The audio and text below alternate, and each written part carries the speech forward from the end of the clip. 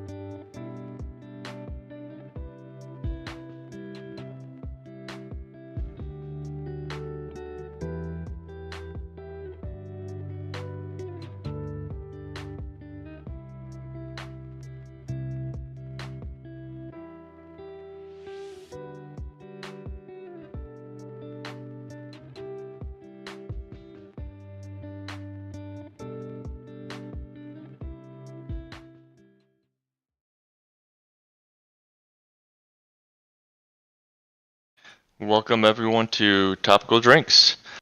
Whether you're watching us live or watching us later on YouTube, we appreciate you supporting us and watching our channel. Today we got a guest, Marilyn Lozano. Sorry, stumbled there. And Going great right out of the gate. You did it. all right. And we are missing Gabe and Yadu, our regular hosts today, and so we asked Tom to step in. We liked having him on before, so we thought to bring him back, and he upgrades our drink menu, so it's definitely good to have him on. Yes, he is right. And actually, on that note, go ahead, Tom. Actually, can everyone hear me? Okay, I feel like we can hear you. Oh yeah. Okay, all right. Well, I wasn't sure coming on because I heard that we may have had a disaster in cocktail preparation. I'm afraid I led someone down a primrose path. I mean, we'll find out real soon. but on that note, actually, what are you guys drinking? Just get it right now. So go ahead. This one I think Marilyn will know. Tres Picos. I wanted to get something from our Barbariba days. So it is a Spanish Grenache. 2001. It's one of my 2021. It's usually the one I always drank when I was, at Barbariba. Delicious. Either that one or the Marquez de Caceres. Well, I'm also drinking wine today. Nice. I don't do mixed drinks. Mixed drinks don't agree with me, but I'll show you what I'm drinking. This is the Chardonnay that was at my wedding, and it's pretty much all I drink now. Oh, nice. Pretty basic, $10, but yeah, Chardonnay's the go-to. Unless I'm on vacation, then I'll bust out a margarita or something. Fair. Tom? So I kind of put out a poll question for people on the Discord as to what I should make, and JP was the only one who came up back with a suggestion with a reply. So I made that, and this is a Martinez. Oh. So it is kind of it's like an early version of a martini. Like if you they have a common ancestor, so think like not like Neanderthal, but like Homo erectus on the martini evolutionary chart. It's gin, sweet vermouth, orange bitters, and Luxardo maraschino liqueur. So I toyed with it a little bit tonight. Normally, this in a lot of cocktail books, I tend to see it go one or two ways of either a 1-to-1 gin to vermouth ratio or like a 2-to-1, which is more closer to a martini. I played with it a little and decided I don't like it when the gin flavor overwhelms this particular one. I like it a little more balanced, but 1-to-1 is just a little too. I like a little more punch than that. So I did kind of a 1.5-to-1. So I did 1.5 ounces of gin to 1 ounce of vermouth, a 1/4 ounce of Luxardo maraschino, which is a cherry liqueur from Italy, and then a whole bunch of orange bitters. So and then a lemon twist. So this came out quite well. I rather like this ratio. I just want to clarify. I was the first one that did reply to your thing, and I did say all the above. I'm just saying. Oh, that's true. You did say all the above. You did say all the above. I'm just saying. I thought it was the best one. Anyway. That answer. At time, if you want me to go make another drink during this show, I could always do that as well. It could happen. Who knows? Well, you inspired me to make something. So I literally just came back home from downtown. I only had an hour left, and I tried to make a Mai Tai with the Appleton 12 and everything that you told me to do. So let's see if it works. Cheers. Okay. All right. Cheers, guys. Cheers. Cheers. Let me get my drink up. All right. Oh, God. No. Oh. Is it really that bad? What? You really screwed it up, huh? Okay, I am drinking a more Saison. That is what I'm drinking now. Oh, Okay. another more. We're all good. We're all good now. Okay. Cheers. Cheers. It's like nothing ever happened. Nothing wrong with old reliable. Oh, yeah. Bourbon night, Stag bourbon, of course. He's always at the bourbon there. Okay. Well, yeah, we are down two hosts. So both of them are actually basically studying colleging stuff. Though they are probably going to have this on in their background. One of them might actually have a group of people here, so we might have maybe a few rowdy people coming into our chat room. So we'll see. Hopefully, that's always good. But right now, as you guys can tell, I guess we're gonna be what we're gonna say we're topical drinks after dark type of thing, or like kind of like Nick at Night type of thing. You know, for all the older generation people are watching. Yeah. Because yeah, I think all of us, like I said, we have our Gen Z, and then Gabe would be like the I guess the tail end of millennial. But all of us, on the other hand, now we are probably going to be a little bit more sophisticated when we talk. Maybe we'll talk a little NPR like, very deep voice, very soothing, guys. For all you guys. No more yelling between you and Gabe. No more yelling between me and Gabe. I definitely will not get fully intoxicated like 2 weeks ago. That was not fun. That ended. I did drink a way too much whiskey, and also that's probably going to be bad for us, our channel in general, if we try to monetize. But anyway, regardless though, Marilyn. So, did we already talk? What do you do, or did we go to the full talking points about that? PR. You do PR. I did look up the actors that you do. I don't know if we want to talk about that actually. That's one thing that you can just go ahead. Just say it.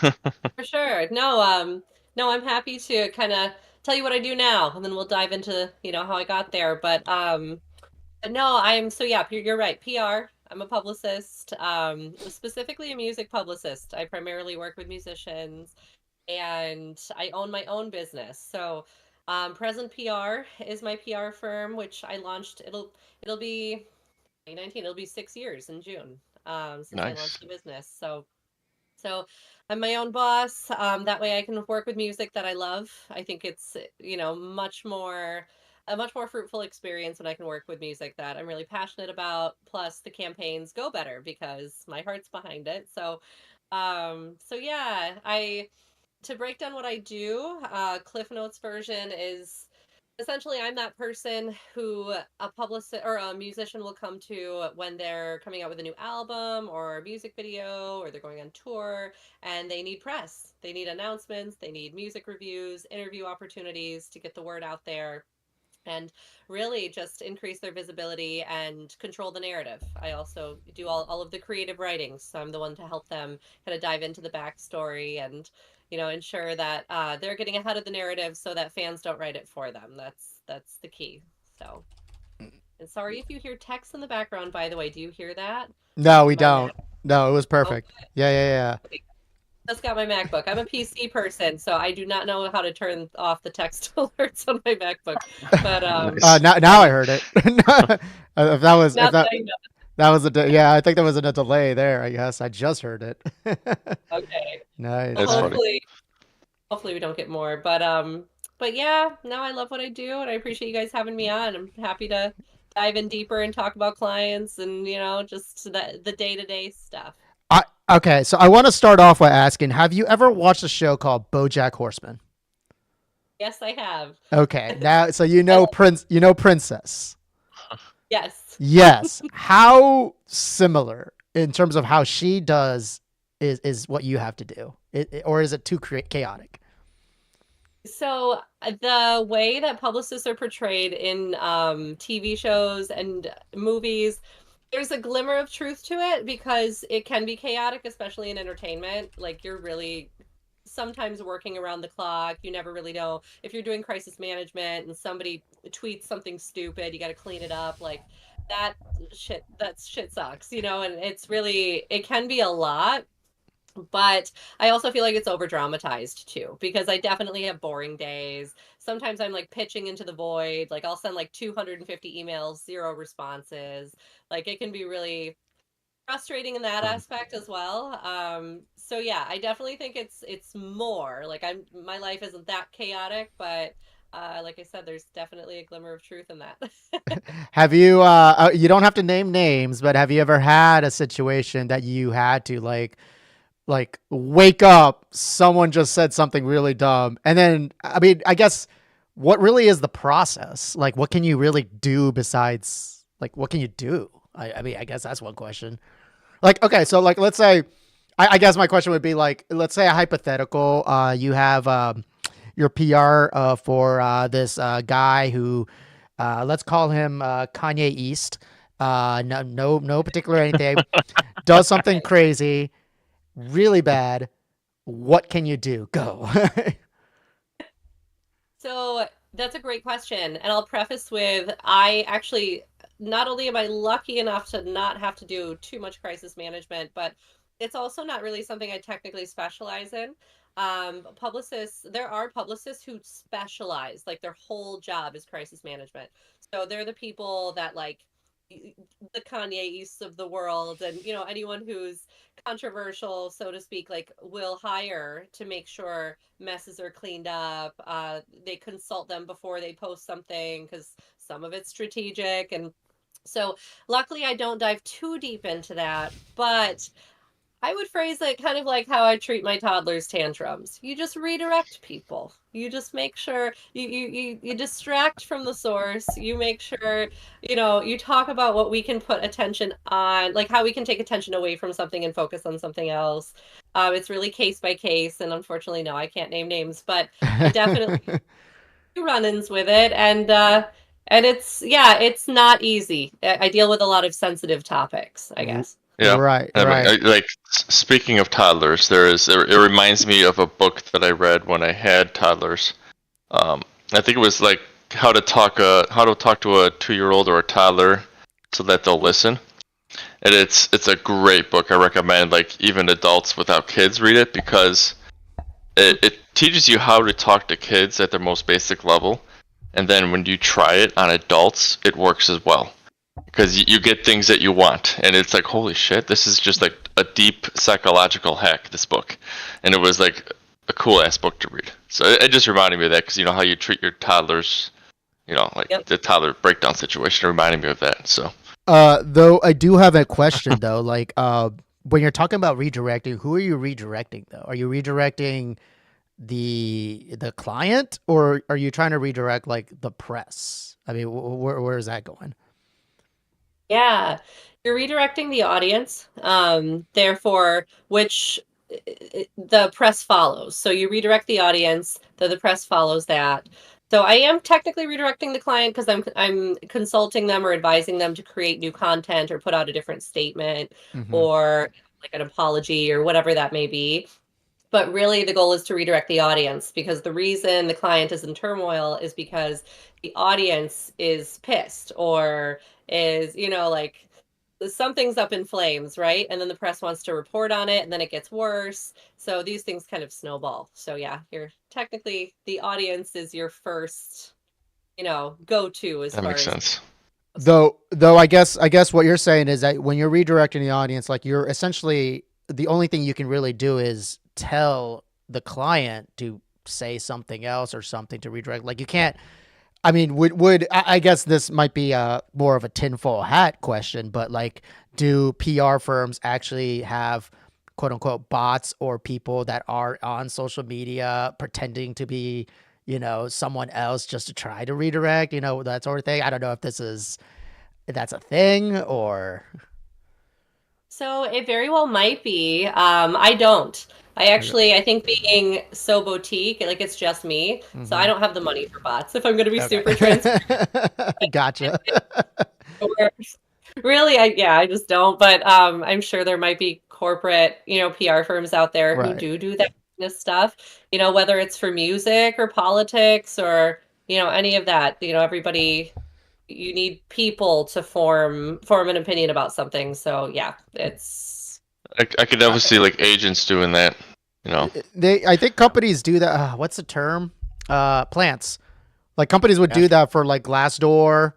reviews of like companies and stuff like that, like or reviews in Amazon, for example. My wife actually had a friend of hers give her a product, which was just these LED lights, and straight up told her, "Hey, put a good review. Here's your lights." Those things didn't even last a month, by the way. They sucked. But regardless, like she just did it because as a friend. And then there was another fidget thing, kind of fidget, not a fidget spinner, but like a fidget ball thing. She got it for free. They said, "Hey, do a review." And she just did. Oh, it does its job, I guess. It spins, whatever, right? 5 stars. And I know people PR or like people themselves are a little, well, actually I should say, I would assume that people are a little different than just like products, but at the same time, not really, maybe like clients themselves are essentially the product as well. I don't know if maybe I'm just being a little, pessimistic on the world, but don't blame me on that one. But, yeah, I mean, going back to that though, you said that there are people that have to deal with kind of crises type of thing. Is there a case that like you as a PR firm able to break away from someone that is just way too much, right? Is there situations that it would benefit you more to break away from them because your PR firm is essentially now going to be under attack for representing this person? And actually, we can talk Tom a little bit because it also kind of goes with lawyers too, maybe. But yeah, you go ahead, Marilyn. I was gonna Yeah, ask on. I broke up with a client today. Oh, Good timing. To be honest, but not because they were going to put my firm in jeopardy or tarnish the reputation. It wasn't a good personal fit. But that said, though, like, so that hasn't happened to me to where I've had to break up with a client or cut a contract because they're potentially going to tarnish my reputation. So I haven't ran into that personally, but I definitely vet clients in a very strict way to where, like, for instance, I had someone reach out to me, just an artist wanting PR, but he was very open politically in a way that completely clashed with everything my company stands for. And so I wouldn't enjoy the campaign, but B, I don't even have contacts in that world because things are so polarized. So it's just like either you're here or here, and it wouldn't make sense. And if people did tie him back to my company, it definitely would tarnish the reputation for sure. Oh yeah. Gotcha. Tom, go ahead. It's same question to you. Well, I personally have never had to break up with a client on what I do. What I do is as I work on anti-counterfeiting. Every client is different, and they all have different needs. They all like to be communicated in different ways, and you just adapt. You adapt, and you do what you fit your program to make what they want from their intellectual property protection work for them. You fit that into the confines of what the case law and where the courts are at any given time, without getting into any specifics. I was going to ask about the whole wordsmithing process of drafting things like statements. Not necessarily in crisis, obviously. It's important to be very careful with your words, but even for general press releases, I know that when I get in front of a judge, I have to be very careful with what I say, even if I'm only there for 30 seconds. So I'm sure. Would you like to describe some of that process on your end? Yeah, absolutely. I think no, that's a great question. I love talking about writing because it is really probably my favorite part about what I do. Just as a creative at heart, it's really fun for me to, talk to the clients about their project or their single and the inspiration and story behind it, and then craft that story in a way that makes sense to the general public. Which I think is easier for somebody else to do versus the artist because I'm just not as close to it. So I'm offering an outside perspective. Typically, I think the benefit of doing what I'm doing, unless the material is inherently political or controversial in some way, I'm really not Yeah. having to tiptoe too much. I'm just writing. It's very emotional. I will say um, my talks with clients can get very deep. Like I really know some of their innermost stuff, because when you're writing a Wow. song or a project, I mean, you could be writing about heartbreak, you could be writing about the loss of somebody, about all kinds of like trauma, just things like that. And so they're really really getting vulnerable with me and sharing stuff with me that I then have to make public in like a tasteful way. So it is interesting. It's very second nature now, but I think when I started doing it, I felt the pressure. I remember feeling like, oh, I hope this connects with them, and then how do I make that also connect with a wider audience? So yeah, it's a That, process. that's a cool relationship to have with clients Yeah. where you get that personal because you almost have to become friends at that point, because to share that much and to, help each other out, yeah. At the same time, It's that, yeah. there's like a narrowing process. You're taking all of this input. You're having these deep conversations with clients, and you have to put that into a one paragraph statement. So Yeah. I'm sure that takes a lot of time to kind of whittle that down, or I mean, instead of it's becoming more second nature. Maybe it doesn't. Maybe it's just one of those things like you can like for me personally, because I have so much experience with it, I go to a baseball game and I can pick out every single counterfeit jersey just by looking at it for 5 seconds. JP knows This guy that is a jersey expert. I I would say he's got a problem. Yeah, I'll be yeah, I I'll do. be I'll be right back in a minute. You guys keep talking. Sorry. Yeah, I definitely have a problem when it comes to that. But just knowing the material and just like or with something like sunglasses, I can just spot it. Yeah. It's very quickly. So is that a way for you, like where have you developed like an instinct where you just kind of like, all right, I have all this storytelling information that the client has provided me. This like I know that this is how this is gonna like you could kind of see it flowing and forming together. Yeah.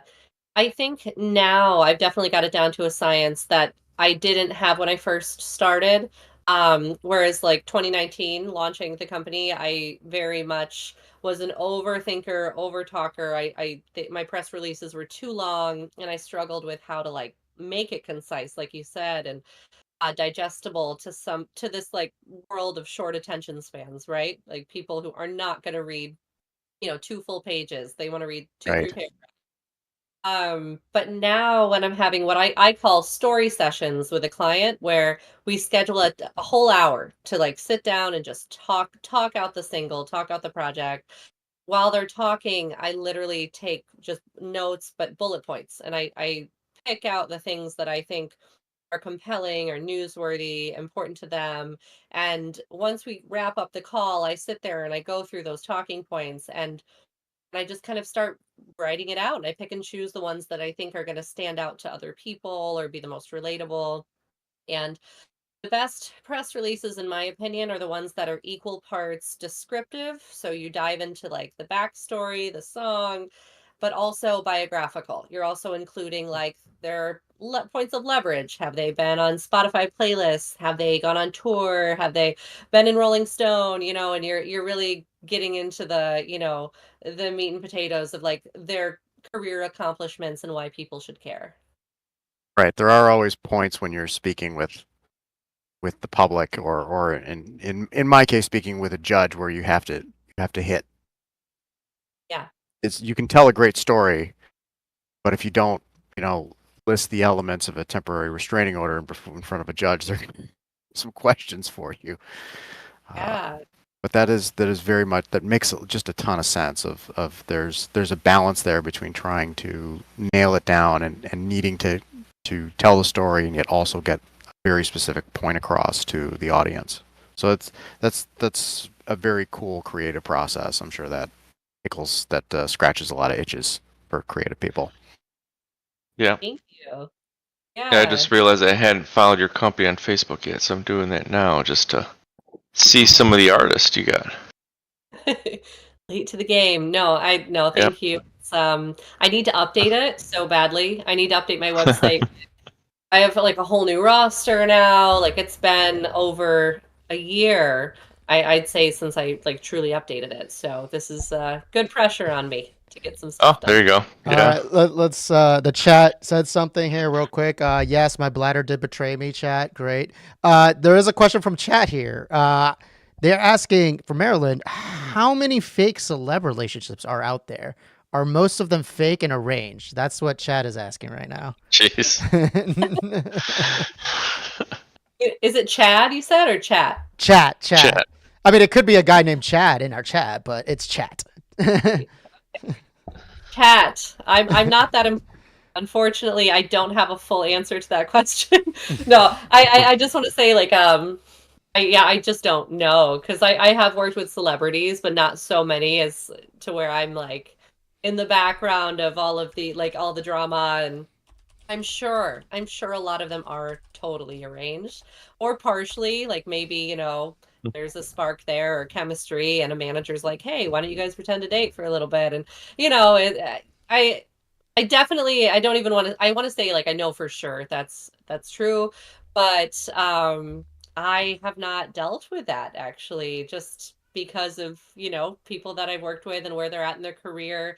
I've worked with a lot of single artists. I don't know, like ones who are like coming off of heartbreak or divorce or there's like a reason they're writing their music and it's not usually because they just got into a relationship. So Oh, I see. yeah. But Well, I do have I one was gonna. question. Well, I Go was ahead, gonna Corey. just follow up on that real quick. Okay. Saying with that because this is also kind of a bit of a sports thing, but it reminded me a bit about the rumors about when Aaron Rodgers was dating Olivia Munn. If you guys remember that whole situation. Oh yeah. For the sports fans, Yes. every Green Bay person thought that Aaron Rodgers was doing bad and Olivia Munn was the bad person, right? I know that definitely did not age well. Now that we all know how No. Aaron Rodgers is at all, Assuming Aaron Rodgers isn't a bad person, how could that aid? I know poorly? exactly. But that was the same thing. Like the whole, like all of Wisconsin essentially was talking about how like Olivia Munn told her publicist that she wanted to date him, and there you go. Because at the time he was the golden boy, golden child, and blah blah blah. Now of course, now however it's not definitely wasn't true. But yeah, that would be one thing. Like if you're let's say if you are like Olivia Munn's PR person, right? And 100% that's not true.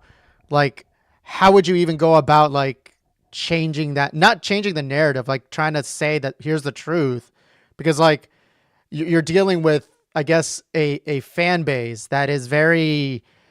I mean, and this kind of goes into politics at the same time. It's like they're only going to believe what they've been told and what they think is correct. What else can you really do? Like, what could Olivia Munn do at that time? Sort of thing. Yeah. Oh, the Aaron Rodgers drama. I'm from Wisconsin, by the way. Oh, that's right. Oh, Yeah. so you know that. Then you know. Oh, yeah. I know all the Wisconsin football drama. Not an Aaron Rodgers fan, not a Brett Favre fan, but Brett Favre. football. So we can have another 15-minute. We can have a 15-minute conversation about how Yeah. Jordan Love is Jeff Garcia reborn. Well, it's kind of funny how late in their careers, both quarterbacks, like they were amazing for the careers, and then all of a sudden, like their personalities, kind of just like Yeah. they got exposed. Love. Well, You got to wonder if concussions have a part in that though too. 'Cause, like, CTE. I'm pretty sure with Aaron Rodgers, probably Favre. Yeah. I don't think CTE got him to like defraud his entire like university, like what he did. well, I mean, he was also sending like dick pics and stuff like that. So there was stuff that he did like before that. Let's be honest with some guys. I mean, CTE is not needed for for that type of stupid shit. Yeah, no, but yeah, good job Wisconsin for I guess disowning Aaron Rodgers. I would hope. Wait till he goes. The prophecy that he'll be in a Vikings uniform. I guess if he's following Favre's. Oh, that'll be fun because then at least Packer fans and Bear fans will have something to unite on as just like wanting the Vikings to fail. Aaron Rodgers. Yeah, Oh, that is. I I married into a Bears family, and so Oh. there's always Uh, rivalry. Luckily, I'm not a huge football fan anyway, but Oh. still, I'm dressing my 2-year-old in Bears jerseys, and my Wisconsin brother is not loving that. So Okay. that's So right. Your it's- in-laws I live can- right by me, right? yeah, they're in Addison. Oh, that's awesome. I can You guys Oh, so Yeah. they couldn't vote for me. Too bad. Aw. I know it. I thought they could. I thought it was like one and the same, but yeah. Yeah. It's all I good. can empathize. I married I was a White Sox fan up until August of 2023, and I married a Cub fan. So Uh-oh. Ooh. What happened? I can kind of. Oh, In August of 2023, a certain press conference with a certain member of the Bears ownership, the White Sox ownership group happened. At that point, my brothers and I, we all took a vote, and we decided that with my youngest brother in Los Angeles, that we were all going to be Dodger fans. And then 6 months later, the Dodgers signed Shohei Ohtani, and it's worked out really well. Yeah. There you go. From our perspective, it was nice. I went out to see him. They were living kind of like near Beverly Hills, but not in Beverly Hills, and they had to move. They were scheduled to move down to the Hermosa Beach, and then the wildfires happened, and they just kind of expedited that a little bit quicker. They moved in a little bit early, so we went to visit them earlier this month, and I got a chance to go to the Dodger Stadium on ring night with my brother, and boy, like that's a cathedral of baseball. Really? Like Wrigley Field. Wrigley Field is wonderful, even as a White Sox fan or a former White Sox fan. Wrigley Field can be a delightful place. oh Go yeah. to Dodger Stadium is this jewel of kind of like mid-century modern design. It's really pretty. It's horrible to get to. Just ridiculous to try to get to that ballpark. But once you're It there, sounds like LA in general. makes a lot of sense. LA, But LA can be rough, but I do have a special place in my heart for it. We lived there for about 2 years before I launched the company. That's right. where'd you live in LA? We were in Hollywood, like right in the heart of Hollywood, off of Oh wow. like Hollywood and Vine, and then Mhm. we were in North Hollywood for about 6 months. So only lasted 2 years out there. It was tough. It was definitely a really hard place to call home, but when I think back to all the places I've lived, I'm still nostalgic for it for some reason. Wow. It's very special. That's fine. I've Mm. Did you ever meet up with Brian, the former Bubba Reben, who lives out there? He's a comedian. Did you work with him? I can't remember. I guess that's a no because I can't recall. Oh, but- okay. For Okay. for chat, Baba Reba is a restaurant in Chicago. Just letting yes, people Cafe know. Baba Reba. actually for the Baba Reben's favorite Let Us Entertain You restaurant in Chicago. Let us Oh, entertain you. oh, Ooh. jeez. Define. Shaw's Brunch Jaws Brunch. Okay. So Lettuce for those of you specifically. unfamiliar with the Chicago restaurant scene, Let Us Entertain You is a restaurant group. They own multiple widely different restaurants across the city of Chicago. Cafe Baba Reba is a Spanish tapas place. It started with RJ Grunts, which is kind of just a bar burger joint Burger next joint, to yeah. Lincoln, next to Salad Lincoln bar. Park Zoo. Yeah, multiple other different spots that I can't even think about it. Like I can't even count it. So there's a Let- lot of places. Yeah. So this is what you're talking. Shaw's Crab House. Yes. I They have it- I have have it the up right best now. brunch buffet I've ever seen in my life. There we go. I had Yadu's MIA's message. There we go. Take that out. There we go. That looks better. And then- Yeah. What's the Mediterranean place that starts with an E? Eve. Oh, man, Ema? Oh, jeez. Is Ema? Ema? Mediterranean place. I don't think I've ever been there. Is it Ema?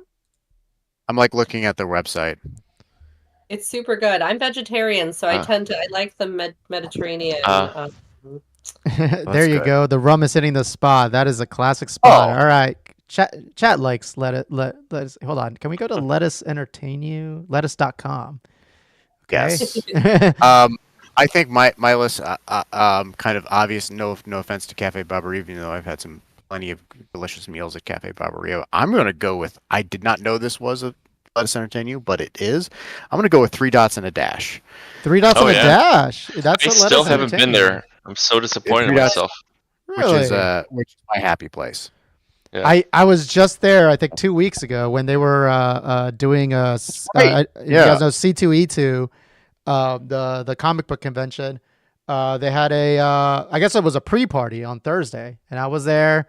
They had a bunch of drinks inspired by like Star Wars stuff. I think one of them was like the blue, kind of like the blue milk type of situation, but not that so much. My only concern, though, I mean, they're very heavily rum based, so that obviously why Yeah. you're a big fan of that. Why Tom likes them. That's why I'm a big. Yeah, I like the rum. But man, most of their drinks are just so sweet, too sweet. Actually, Agreed. Yeah. like that's my biggest issue, and I'm noticing like when I have like a when I have like a screen that's completely white, it is just flashbanging me right now in the camera. So that Oh, yeah. yeah, that's not very good. Hold on, let us entertain you. Restaurant. I also list. like Summer House a lot because the kind of Oh yeah, I guess the vibe there was really good for me. they make a hell of a Yeah. martini. Summer They make a House. great martini at Summer House. Oh yeah, good drinks, good food, Yeah, and everything is just like so wide open and Yes. very light, and it's yeah. Okay, so Yeah. yeah. Hub 51 is closed. Oh shit. Hub 50. Oh. Beatrice is one. Big Bull. They own Big Bull. Oh, I Big didn't know Bull. that. Yeah. Oh, It's a Happy favorite. Camper. Too. I like Happy Camper. Usually just a drink, but they have like a really cool like atmosphere in Happy Camper. You know what? I'm gonna say they used to. Now it's just too crowded. Maybe. Last summer it failed. Apparently is what Chad is talking about. Hamburger, Little Baba Reba. You guys have a Little Baba Reba? Yeah, there's one in the I think West Loop or Yeah. River North, something like that. Oh, and they own all the Um, RPMs. yeah. Oh. Or yeah, RPM. Sushi-san. Yeah. Ramen-san is okay too. 3 dots and dash. There it is. Tokyo Pub, Wildfire. What I Wow. miss most is the 50% off from January 1st to April 1st. That was just Oop. it was cheaper to eat out than it was to buy groceries at that point. It was like, I oh, miss that too. I miss that too.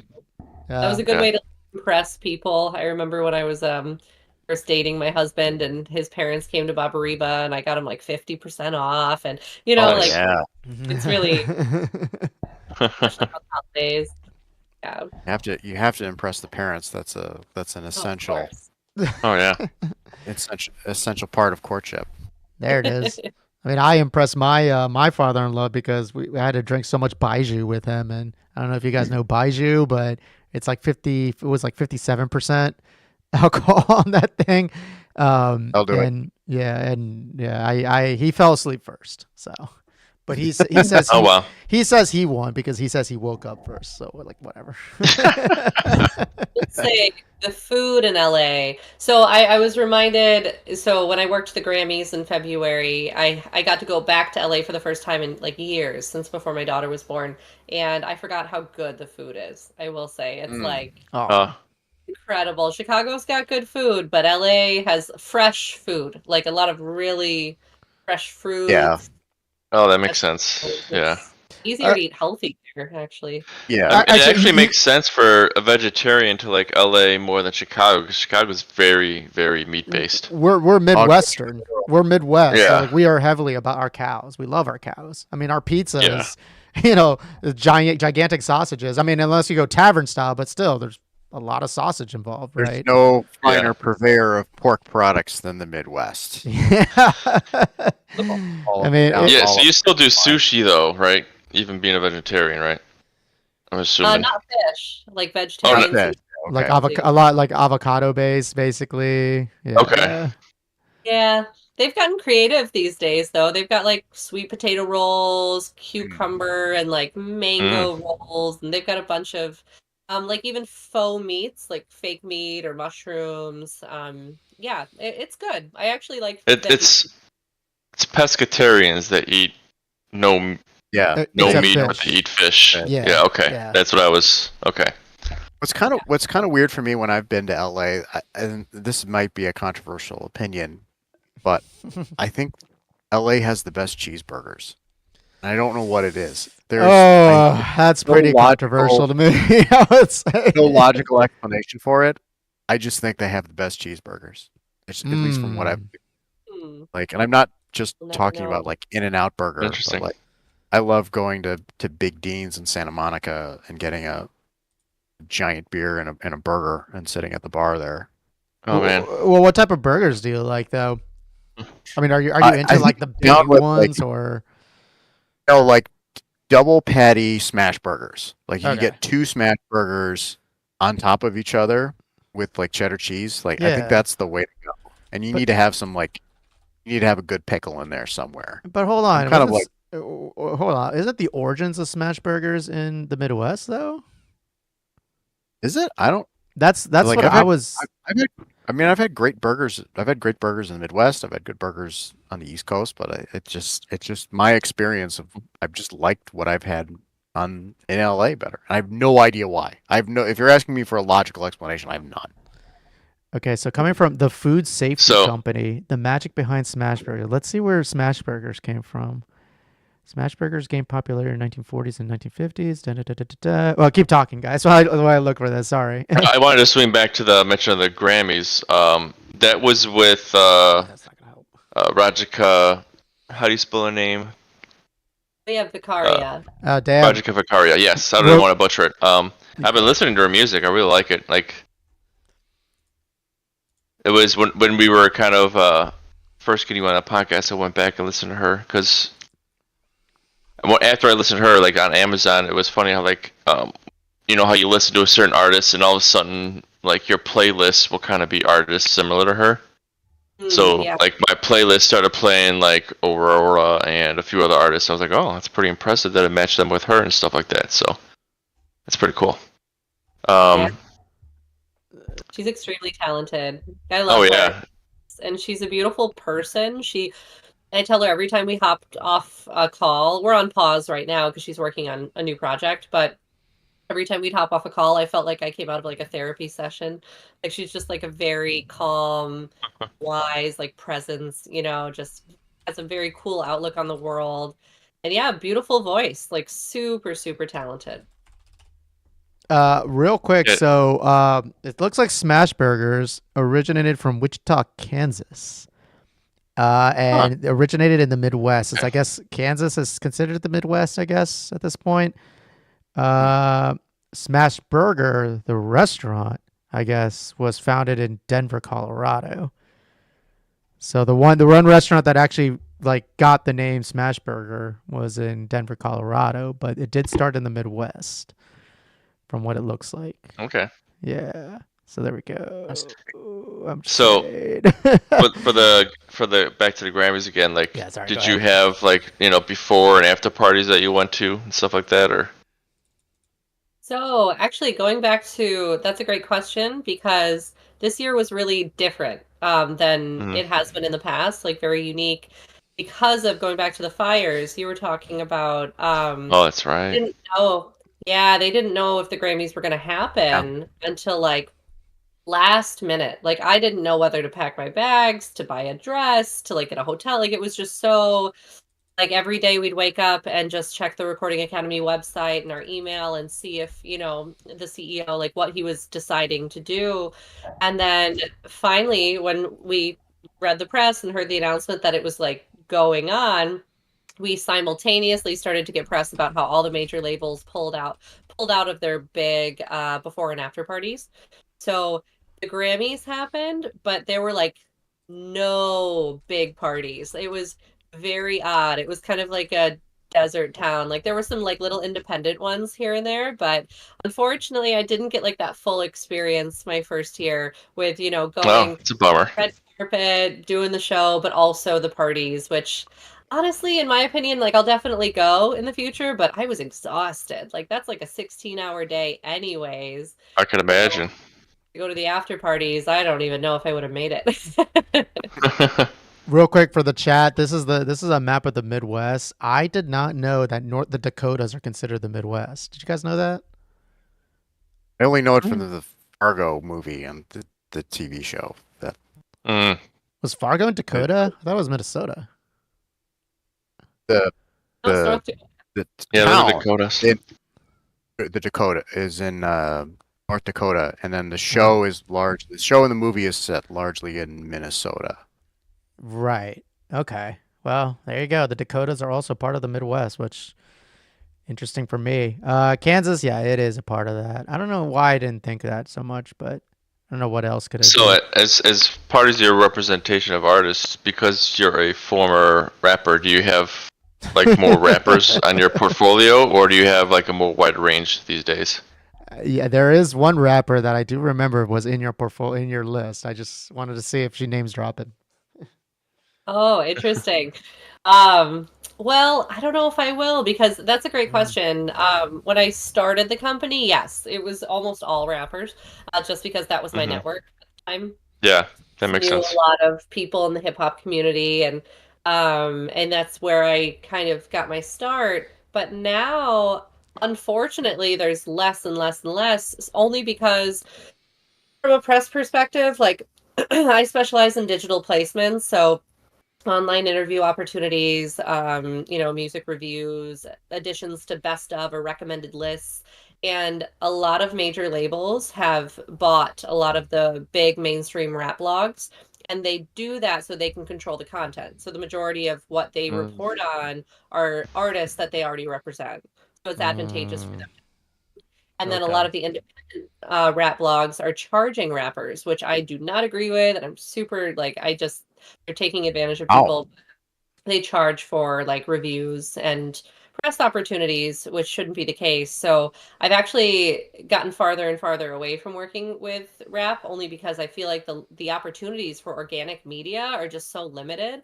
And it's just been very difficult for me to do right by my clients. I just really want to like mm. do a good job. Oh, wow. And there's just not a lot of opportunity there. So it's wide ranging. Like you said, it's very I work with a lot of folk, a lot of indie rock, indie pop. Um, We still have indie rock? we have indie rock. I thought it died like 5 years ago. Like, It's wild. Rock in and of itself has gone through such a transition, and watching it at the Grammys specifically was interesting because 20, 30 years ago, this is actually a really interesting thing to bring up. So what you guys see, the Grammys, I'll go back to my rock point, but you see the top 15 categories on TV, whereas Mhm. there's about, I think, 89 in total. And my client was part of the pre-ceremony that wasn't televised. So we go to like a 2 to 6 or 2 to 5 like ceremony, where they still get Grammy statues. There are tons of like categories that are in different categories. It's a whole thing, and her category was New Age. So if you've ever heard of Enya, yeah, Yeah. yeah, it's I within like that that. That's like going to the 9 o'clock mass before it's they crowded. they have um, that was the same thing. Oscars do the same thing mostly for the technical stuff too, like technical Right, Oscars right, essentially. right. Yeah. I'm sorry, I interrupted the stories. Please continue. no, it's good. You can only fit so much in a 2 to 3 hour broadcast. So, but in order to do that, they have to pick categories that they think the mainstream will be interested in. So now, where it used to be like best rock album, or you had rock in those top 15 categories. Now, rock it exists, but it's in the bottom categories now. Mm. So, like Oh, I watch wow. people get like what winning best rock album or rock single or rock instrumental, but you don't see that on TV anymore, and it's been replaced by hip hop. Hip hop is very much because that is like mainstream radio now. Like hip hop is pop, it's popular music, so that's what people like tend to listen to more. So yeah, it's really gone through like this really interesting, I don't know, a repositioning, and 20 years from now it's also going to be different. Like you don't know what Sure, genres yeah. take the stage. When it Do you- comes, I was gonna Oh. say when it comes to like reward ceremonies though, like that, like do the Grammys, I guess, would be cause for more incidents than the Oscars, or has that ever been talked about in the PR spec? Like hey, like I got to deal with like this person who's an actress, and this is gonna be a whole worse thing than like a musician, I would say, or vice versa. Or the Tonys, maybe the Tonys has the most controversy. I don't know. I don't know. I think you'd have to clarify. What do you mean by incidents? Like, So I guess, well, Grammy. I think the most like, I guess, controversial or biggest thing that I can think of for the Grammys was the whole Kanye West going up when Taylor Swift, which was years ago, right? Saying that Beyonce. Wait, was that the Grammys? that was the That was the VMAs. Grammys. Oh, that was the Oh, VMAs. yeah. Yeah, it was the Video Music Awards. So. Was it the video? Really? Okay, the video. Okay, so first off, the MTV VMA things. I think that was purely made for, that, because I still remember the one big thing was like one dude from Rage Against the Machine like climbing up because they lost best rap to, or rock, sorry, to like Limp Bizkit or something like that. I think Limp Bizkit won, Yeah. and then the dude just climbed it and all that stuff. But like the VMAs are not. I'm talking like. Was there any controversy that happened at the Grammys? Actually, now that I remember that. They keep it pretty classy. I will say it wasn't controversial from a like PR stunt, like artists, trying to take somebody else's spotlight perspective, but it was quote unquote controversial only because artists got political. Like Alicia Keys spoke out about DEI. I mean, it's obviously very progressive, liberal, Right. so people will always have something to say about that. But I was excited. I'm like, I'm so happy I'm here, like witnessing history in the making. Like this is great, and it was just really cool. And it was all the women who spoke up. Not a single male artist spoke up about anything that was happening politically, Oh, damn. socially, nothing. But That kind of brings up the patriarchy right there. Let us talk about the patriarchy. Let us solve these problems now with beer. but yeah, No. I mean, you don't well, have to we're be gonna get intentional. to the It's just patriarchy it's in always another there, second. present. So yeah. yeah. Oh no, I had a question lined up, just what you just mentioned. Well, yeah, I got one. I was yeah, like, go ahead, so go ahead, go ahead. when it comes to clients, do you try to keep your like ear to the ground to like see if there's up and comers that you try to discover and try to capture them as clients, or are you more just like how does the networking work for you? Kind Yeah. of curious about that. I do. I'm always trying to pay attention to. I'm on TikTok all the time, and I'm on TikTok to find artists. Because I think that's where people are really discovering music now, is like the TikTok sounds, just through Interesting. these challenges, things are going viral there. So I am very much always looking for like the up and comers, the ones who are not signed. Not that I'm going to sign them because I'm not a label, but it's really cool to like be one of the first ones to, something that's gonna potentially blow up. I do Hmm. pay attention, but luckily, the majority of my business is done via word of mouth, and I would say Okay. 95% of my clients are brought to me, and then I just kind of Oh, that's vet, cool. you know. That's good. It's good to have that. Yeah. Okay.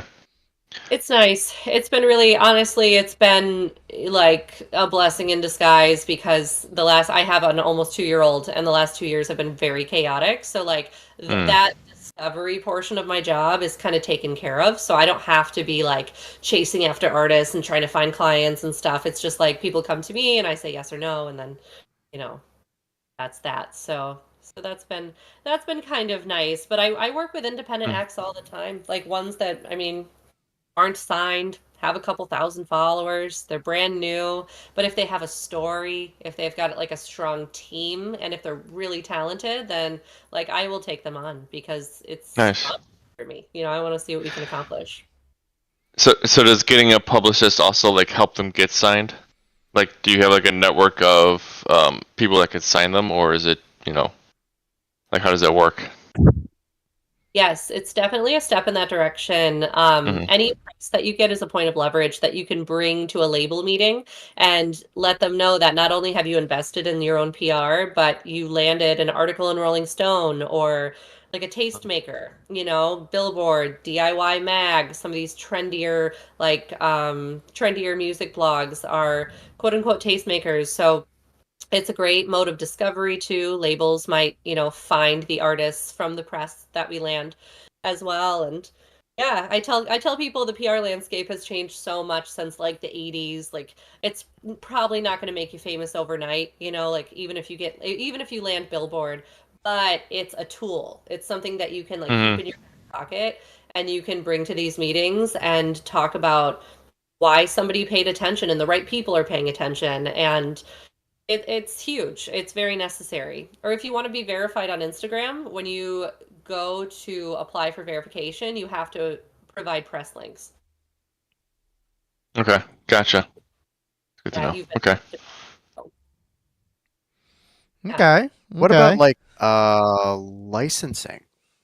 Like we talked about indie rock. Like I remember like during the like 15, 20 years ago when indie rock was a lot bigger. A lot of that happened through licensing through TV shows, things like that. So there's things like trailers and you know I guess people still watch TV or through Netflix shows who want to use a song there.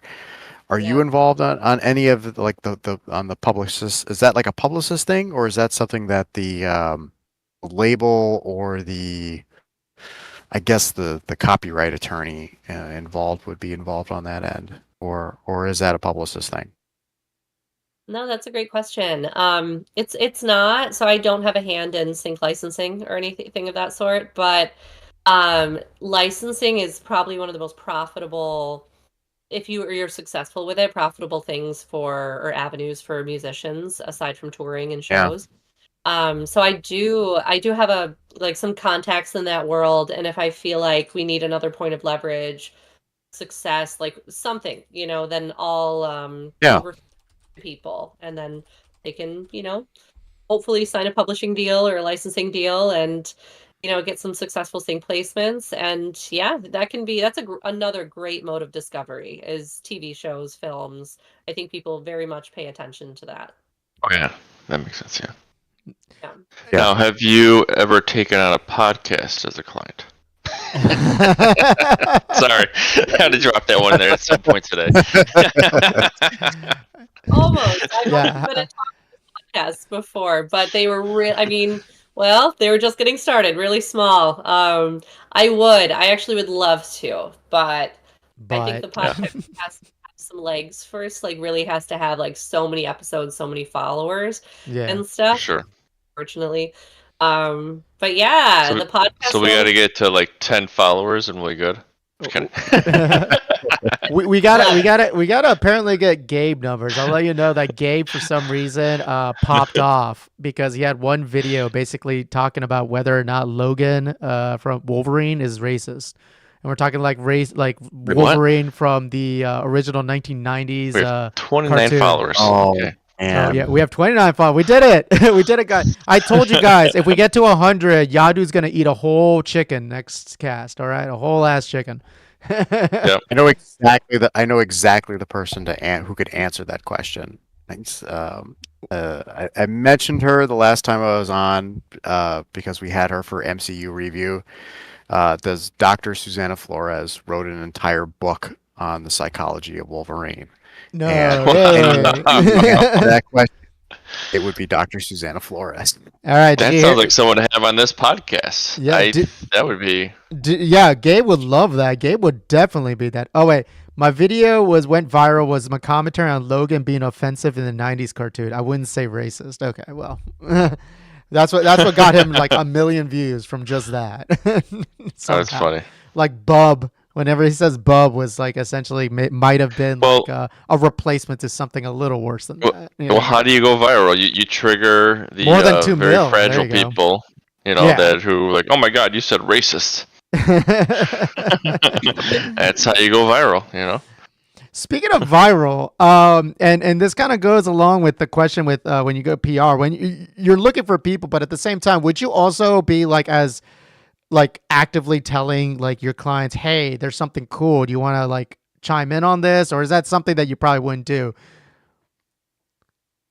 No, I do. I definitely do. Like if there's like a viral challenge or something on TikTok, um, oftentimes like so I'm not a social media manager, so I don't like my weigh-ins on their content are limited, so to speak, just because that's like a whole world in and of itself. Hmm. But I will though, like I'll definitely send them content and I'll be like, hey, do you want to like try to do this challenge or their songs are distributed to TikTok, like their Hmm. 15-second soundbite and I'll talk to them or consult them on like a challenge they could start or Right. launch to their songs. So that's really hard to do. Like it takes, oh my God, it takes so much time. It takes money sometimes. Like some of these songs that are going viral have a company like pushing it, like there are dollars Okay. behind it. So it's a lot, but yeah, I mean, but Uh, it's crazy though too, like to see what songs go viral and just stay on TikTok, and then what songs go viral and then people also visit them on Spotify or on YouTube. Like,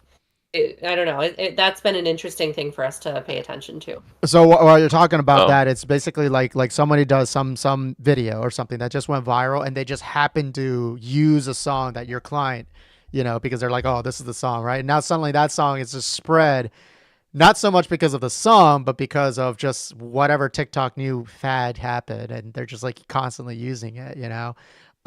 It does that actually make that song success? I'm assuming it does, because that now the song is widely there.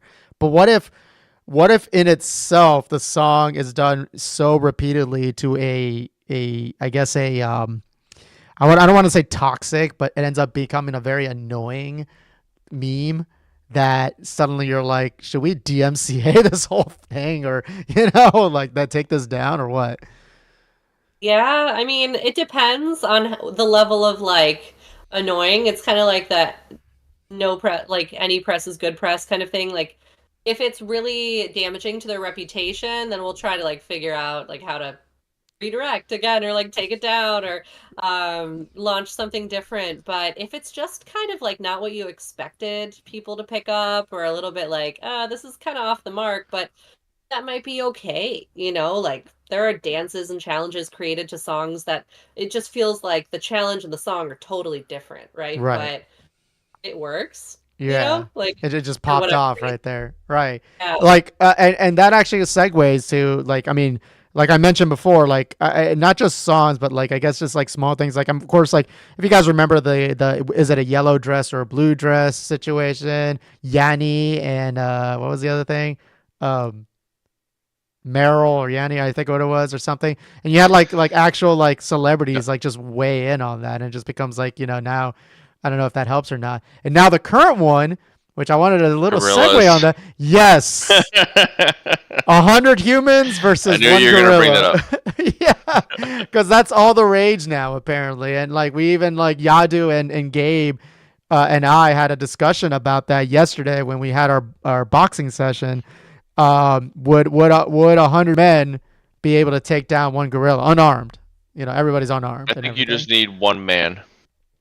Uh, His name is Chuck Norris. oh, let's not do that one. Now you're just adding one failed meme to another one right there. Yeah, stop. Yeah, Chad is saying stop right there. Not heard of this. This is new to me. It's uh, all over the place right now because everybody's just like, yeah. I think I think the majority of people believe that the gorilla would just destroy everybody, right? And actually, since someone here mentioned Rolling Stone actually did do an article about this because they went ahead and and actually asked like experts, like primate experts, and like whatever the name is and all that stuff. and basically say, you know what? And every one of them, what's funny is like every one of them would always start off saying this would never happen in terms of scenario because gorillas are smarter than that and gorillas are very peaceful animals. But they're like, They put it on the gorilla, not the human being. yeah, 100 people would be dumb enough to do this, but not a gorilla. yes, exactly. That's the one thing. Every one of them never say anything about the humans would be stupid. No, they're like, no, we're stupid. Like the gorilla is a little smarter and wouldn't do this, right? But then like one of them was like, well, because you asked me, I guess if there was a hypothetical, and every one of them says, yeah, I mean, they think that, yeah, gorilla would eventually lose. I mean, they do say that like if all the humans just went in like smothering the gorilla and just doing that, like it will eventually happen. But yeah, definitely there would be a lot of like casualties on the human side, I guess, for this thing. It's so sad. Poor gorilla. Why are we ganging up on the gorilla? I don't know. People come up with some weird shit to think about it. Just like, I don't get it.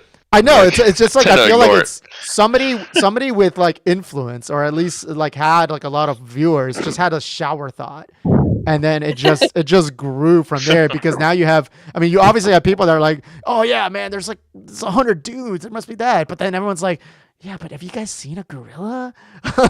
like gorilla has muscles upon muscles upon muscles. Like these things are like 2 tons. Like how that work? You know, that sort of thing, right? I mean.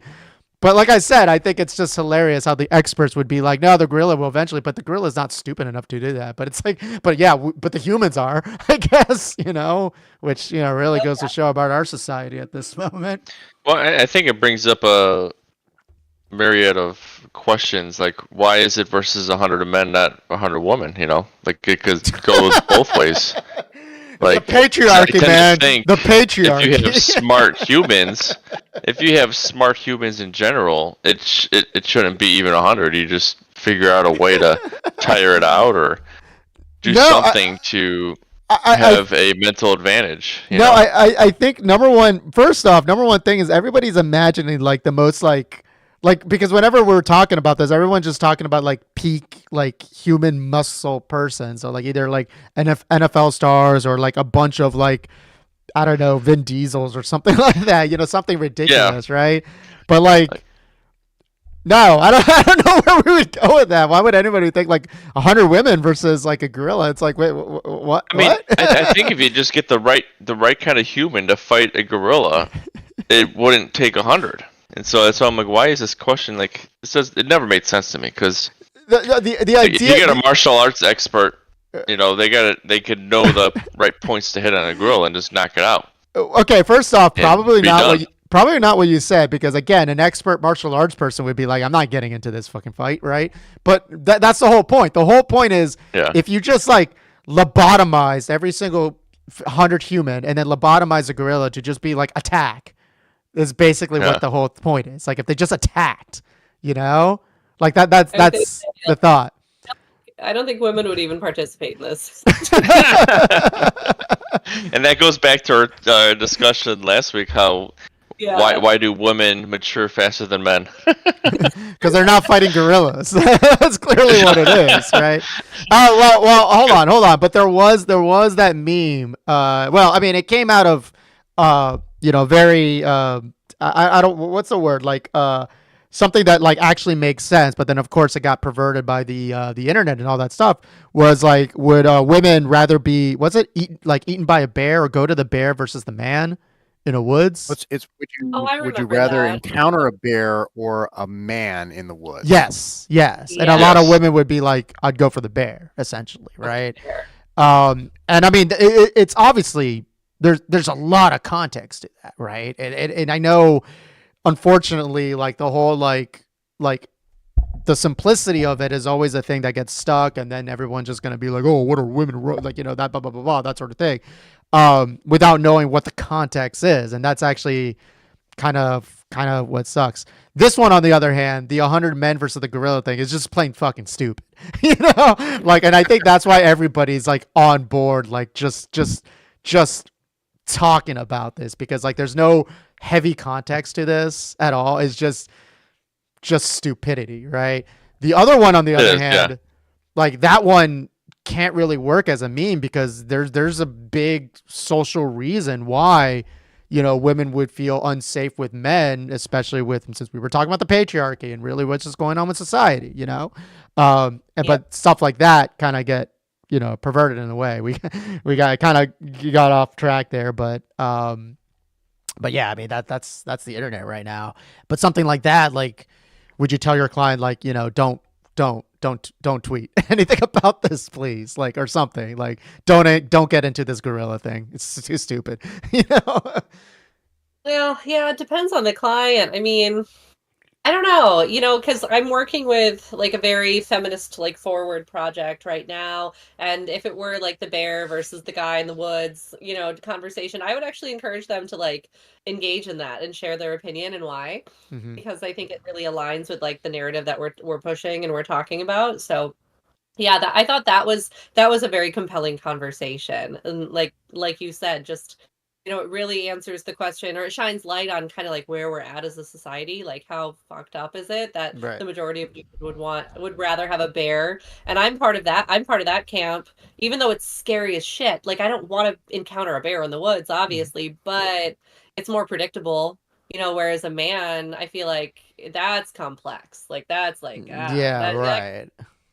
Yeah, whereas a I mean, bear is like, okay, how can I distract it? How can I like build something, get away from it? You know what I mean? Like, is it really Right. going to come after me? But I mean, yeah, I think on the just to front. put it into perspective, as a guy, if you just see like just a woman in the woods and stuff like that, I probably would run too. Just because, like, I've seen a lot of Japanese ghost movies and stuff like that, and like Blair Witch stuff, that something scary going on there, and I ain't gonna be a part of that shit, Well, I think a solo human in the woods is terrifying. Like, why are they there? That's exactly what I'm gonna say. Now, granted, of course, like, when it comes like the that's a person more in the social chat is context. totally not getting it. We Oh, know who this a bear person runs. is. Yeah, you It's have not more about chance to outrunning outrun a a bear. human versus a bear. A bear runs 30 miles an hour. Wow, come on, man. That's not the point. It That's not the totally doesn't point. get bear the will run point. 30 miles per hour in the opposite direction because that's what bears do when they run in. Generally, when they run into humans, there's very, very, very few bear attacks that ever happen. That is very Yeah. true, actually. Yeah, bears usually Yeah. go on and gorillas would go the different direction when they see a fucking 100 humans coming in, right? But I would be more worried about a chimpanzee than a gorilla. oh, Yeah. I I think the point in is the that some jungle. like 75% of women get sexually assaulted at some point in life. I think that's generally what it comes down to. right, Yeah. right. And really, Yeah. anybody alone in the woods, also, if you just encounter some person in the woods, we're really this goes back to the whole Twilight Zone episode. Was it Twilight Zone? No, it was Futurama making fun of Twilight Zone. It's like, I've like put all the evil people, all the evil animals in one, and I created the most ultimate evil animal. And then like it comes out, it's like, it turns out it's human, that sort of thing. Like yeah, it's a hilarious Futurama thing. It goes back to like Ultron and other scenarios like that where, we're going to create this AI that's going to protect humanity, and then the AI is like, nope, you guys are the problem with humanity. Yeah. Yeah. A whole different discussion. Just, Yeah.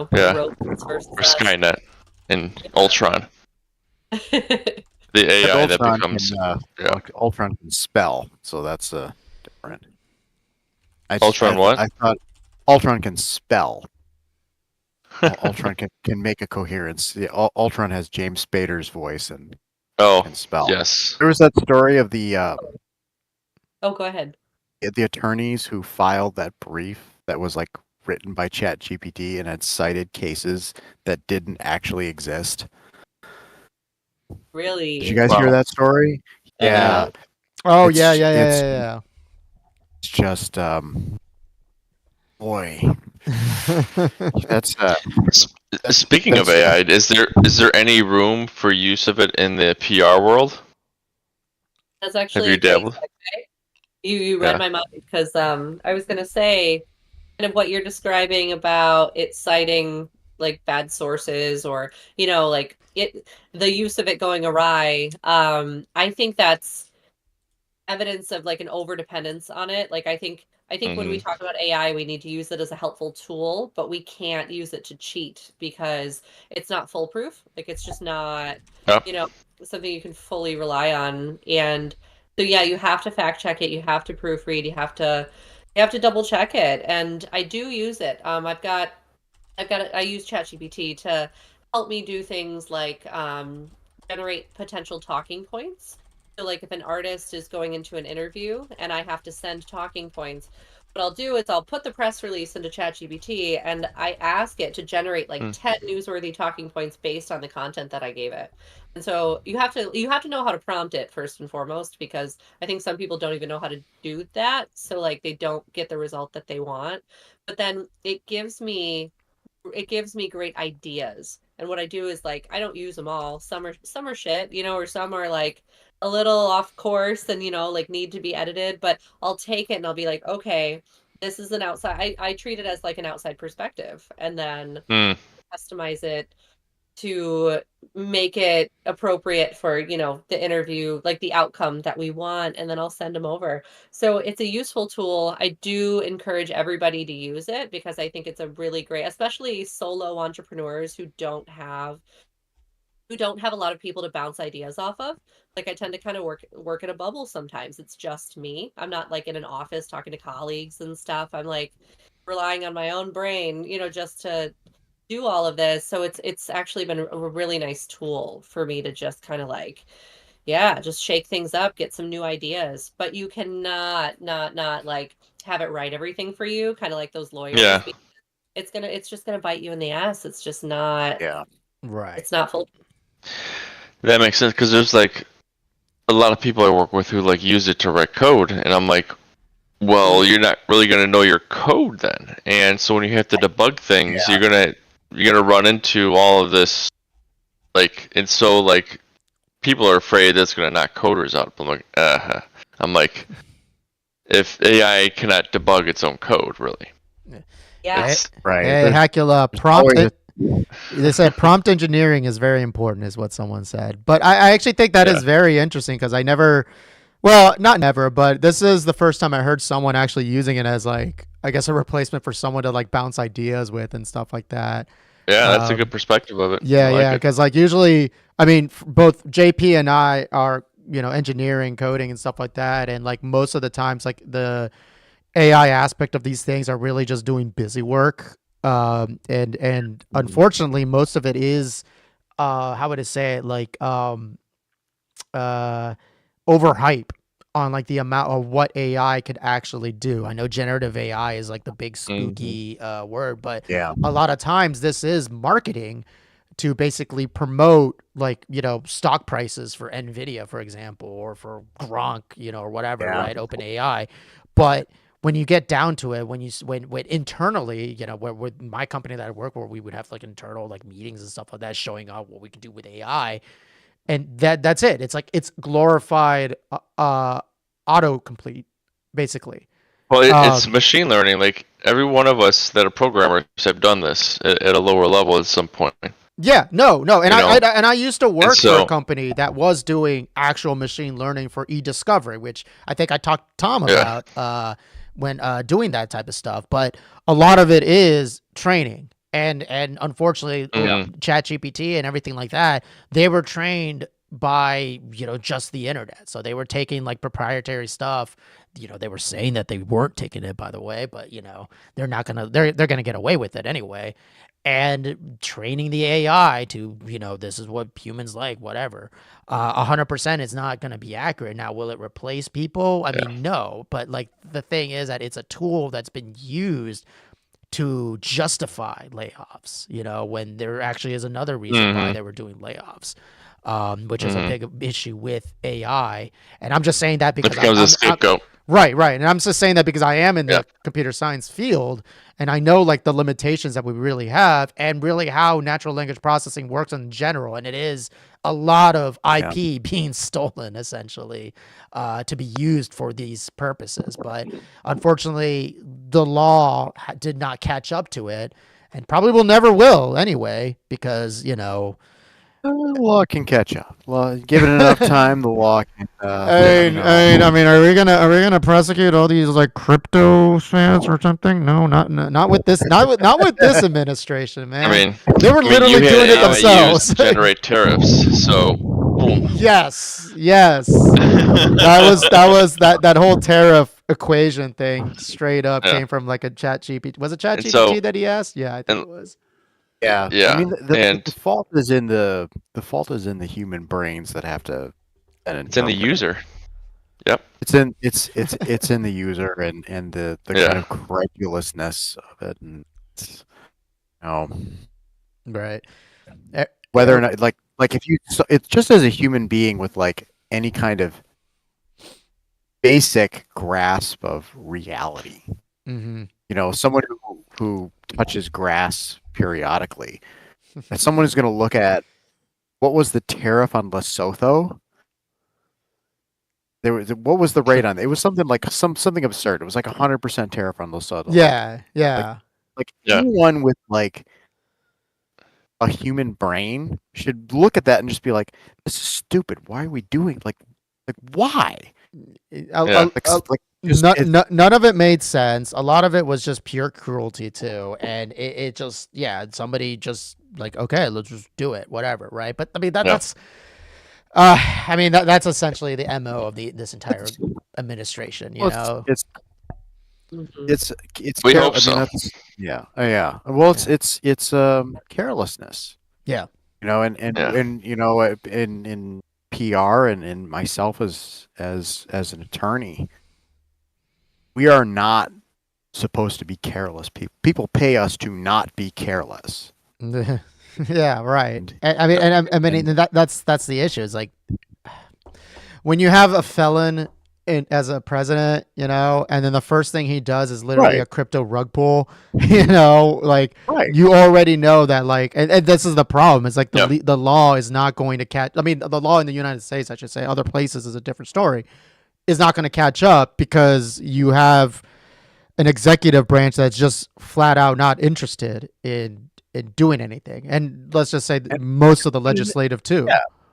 So yeah, and then what it is at a higher level, like I know myself, I take my like I don't talk about my clients. I don't talk about anything specific. I don't say anything about them even in private conversations because I take the oath that I took very seriously, and I know that there are serious consequences for me as a run-of-the-mill, low-level attorney for doing that. It's like I can't say anything false in front of a judge. I got to make sure I know my cases that I've cited, that I put my signature to when I go in front of a judge in the Northern District of Illinois, and I have to take that incredibly seriously.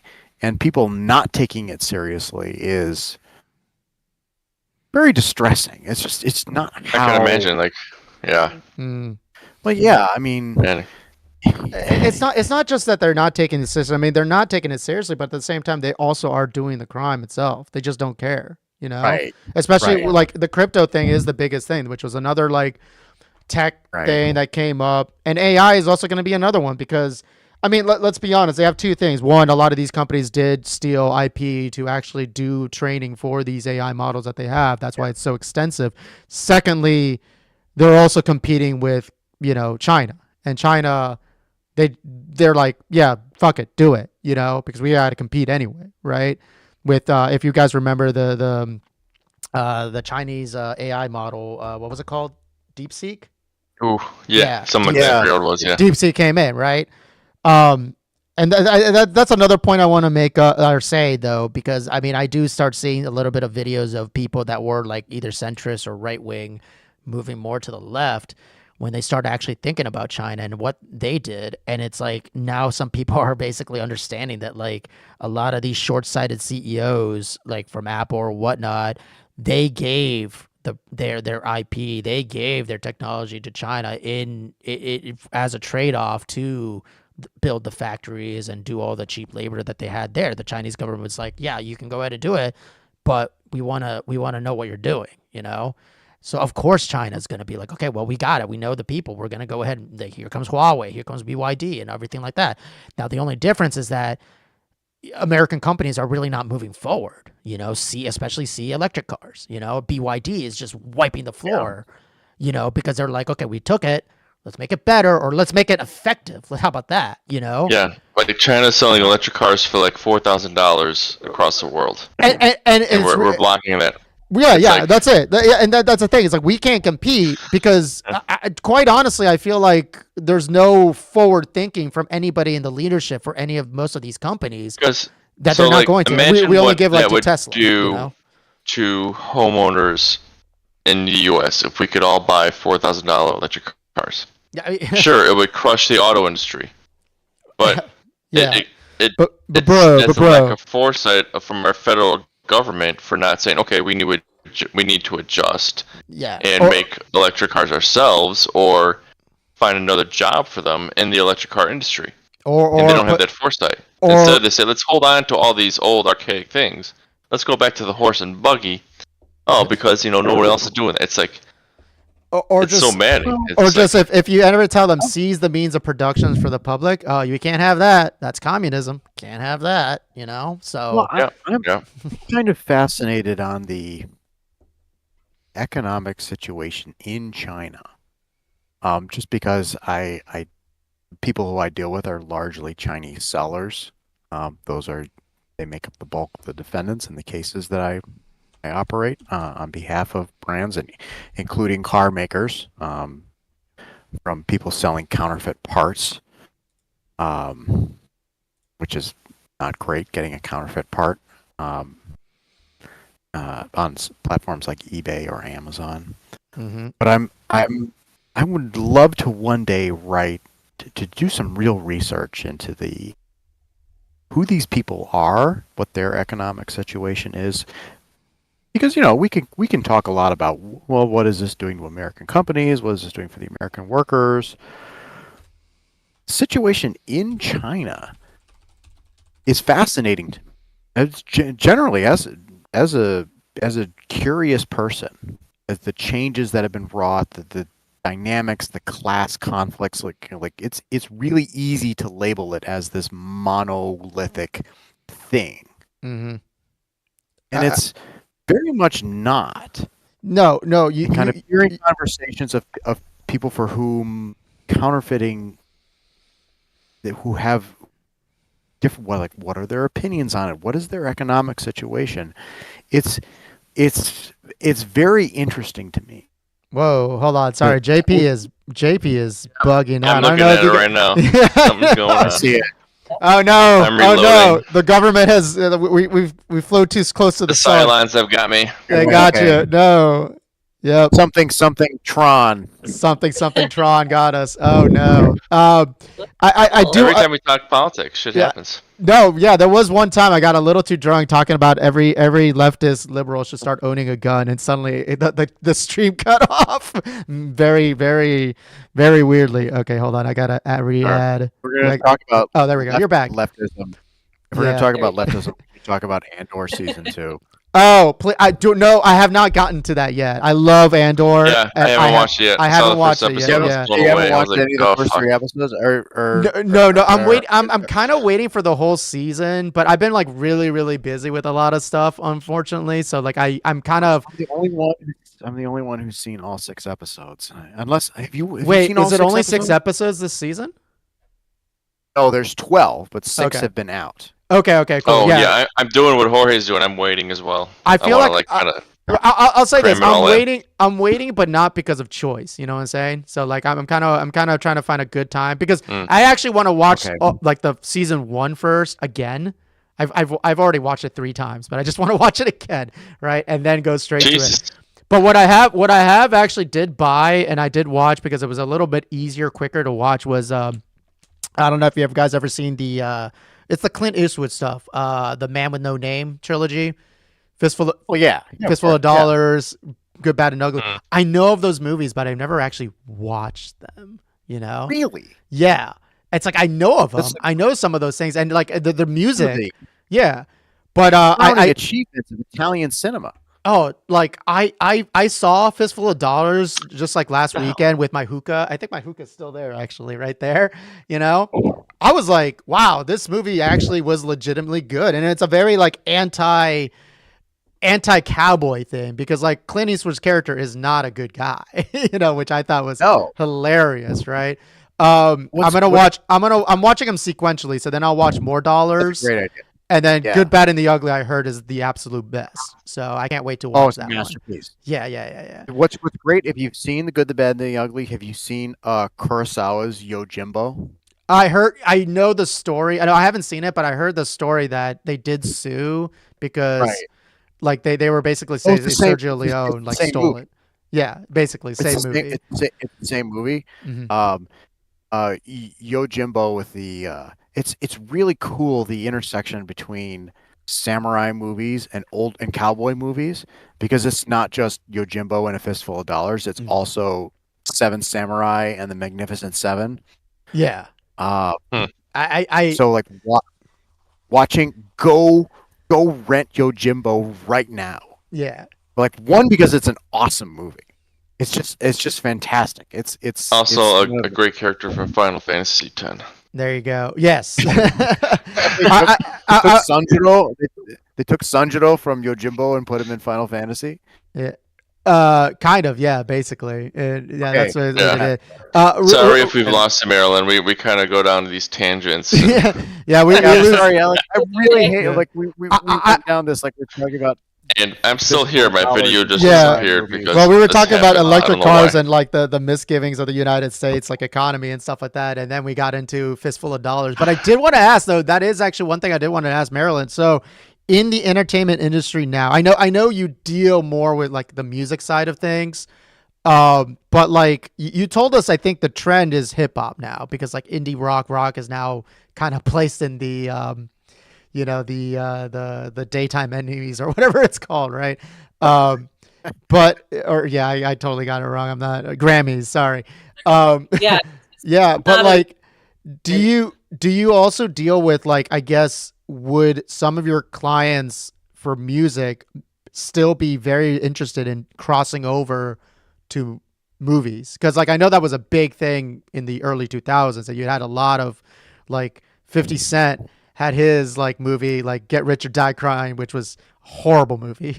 But you know, actually all of them were horrible. I can't even think of any good Belly was a great one. which one?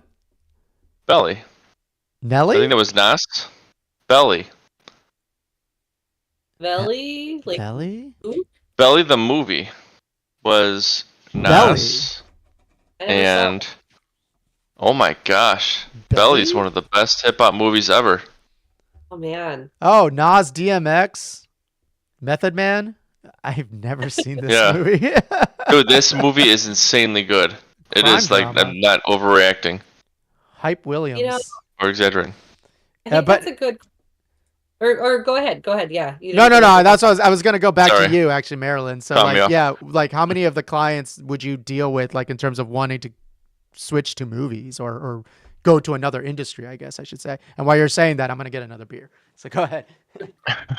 No, all good. And sorry if I can't keep up with the other chat. By the way, it's past my bedtime. I go to bed at like literally like 8:30 or 9 these days, guys. Oh, I'm sorry. Oh, lucky you. No, Well, thanks you're for staying good, with us. you're good. I'm gonna fall asleep by 10, but yeah, my daughter gets up You at like should have 5. had broken out the these days. espresso martini or something like that if you're gonna stay up this late. I know, I would. That I'd never get to bed, dude. I'm one of those people. I cannot drink caffeine after like noon. Otherwise, I'm just like, Hmm, I'm up. You're just done for. You'll I'm be up done. all I'm night. Italian, so I can have espresso at 10 o'clock at night and still go to sleep. Oh, is that with why it. it works for me too? Is the Italian thing? I think it's the Italian thing. Is you can have espresso at any time You of do the some day or night. espresso and then some spaghetti while you're in the lasagna and the spaghetti. I can't do it anyway. really But no, so jealous. going back to my question, yeah. So Yes, like yeah. the Continue, transition sorry. from it was- transition from your clients to go to other industries. Would you recommend that, and how would you do that? Yeah, so I don't like not recommend it. I think if I think a lot of artists are multimedia artists. I'm actually working with a guy right now who He's kind of a legacy artist. He had a lot of movie appearances back in the 70s and 80s. And Ooh. he's now really diving into his music career. So he's very like focused on music now, but we use all those appearances as like points of leverage, to talk about his time Ooh. in Hollywood and stuff in his story because it very much is a part of his story. So I feel like it's not something that I even really have any business encouraging or not. I feel like that's kind of their personal choice, but if it makes sense for them, then yeah, it can totally like tie into one another, and like their music can help their acting career can help their music, and if it makes sense for them, I say why not? That's very cool, and I love that a lot of people do it. I myself did that. That's where, well, I started in acting like before I became a musician. I went to school for acting and then was just very much involved in musical theater, and from there kind of transitioned into like being a recording artist and gave up acting. But I just feel like it's all kind of one and the same. When you're in the creative arts world, it's very, you're meeting all kinds of artists of different mediums and stuff, and you end up experimenting and diving into a new one, and eventually something clicks.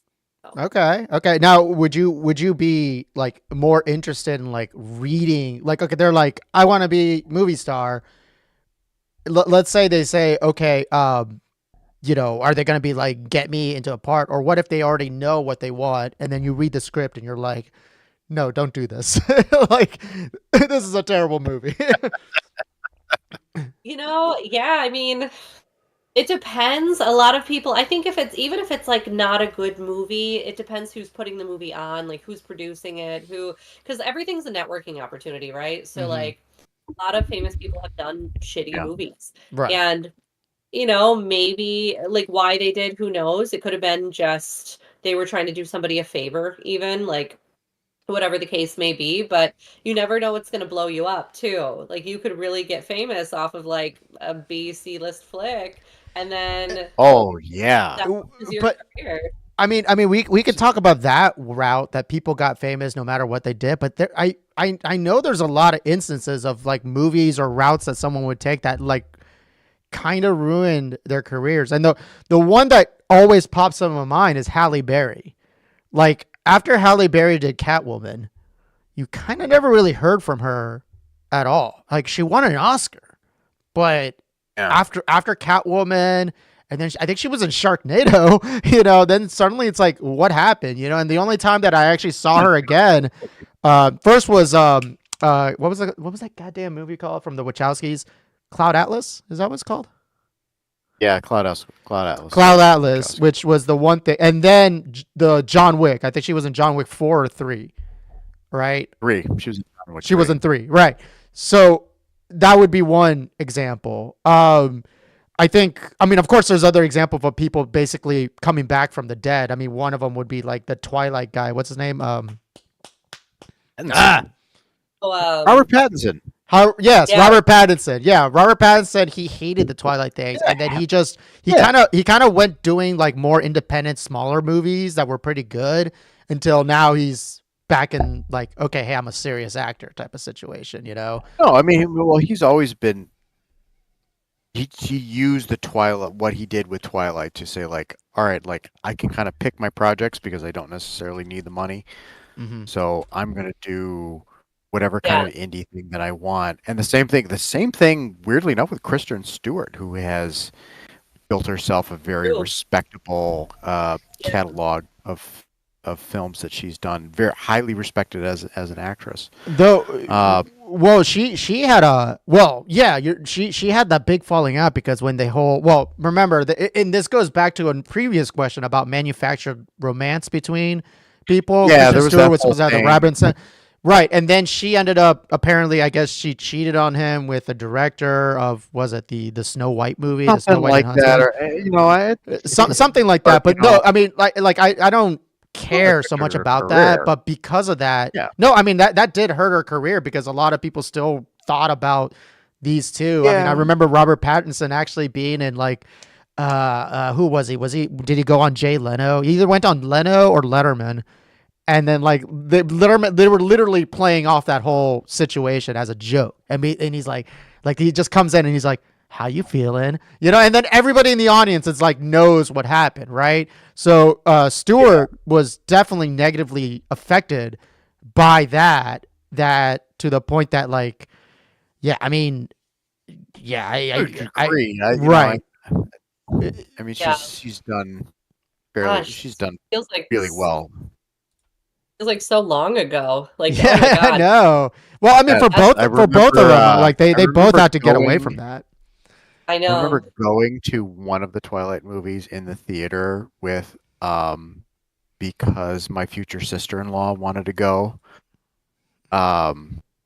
So we went together, like my future wife and her little sister. Her little sister really wanted to go see Twilight. One of the sequels. I think it was the one after New Moon. I have no idea which one. The But one, like she wanted to the one that like you know, the it Wolf was Man, like yes, there's a lot of like, but like yeah. who I was like 10, 15 years ago was like thinking like I really want Wesley Snipes' Blade to show up just to see what would happen. There was definitely We, a joke about that. if you Real get to quick. see Wesley Snipes, No, sorry. I was gonna say sorry. Real quick for chat. No, Halle Berry Catwoman happened after X2.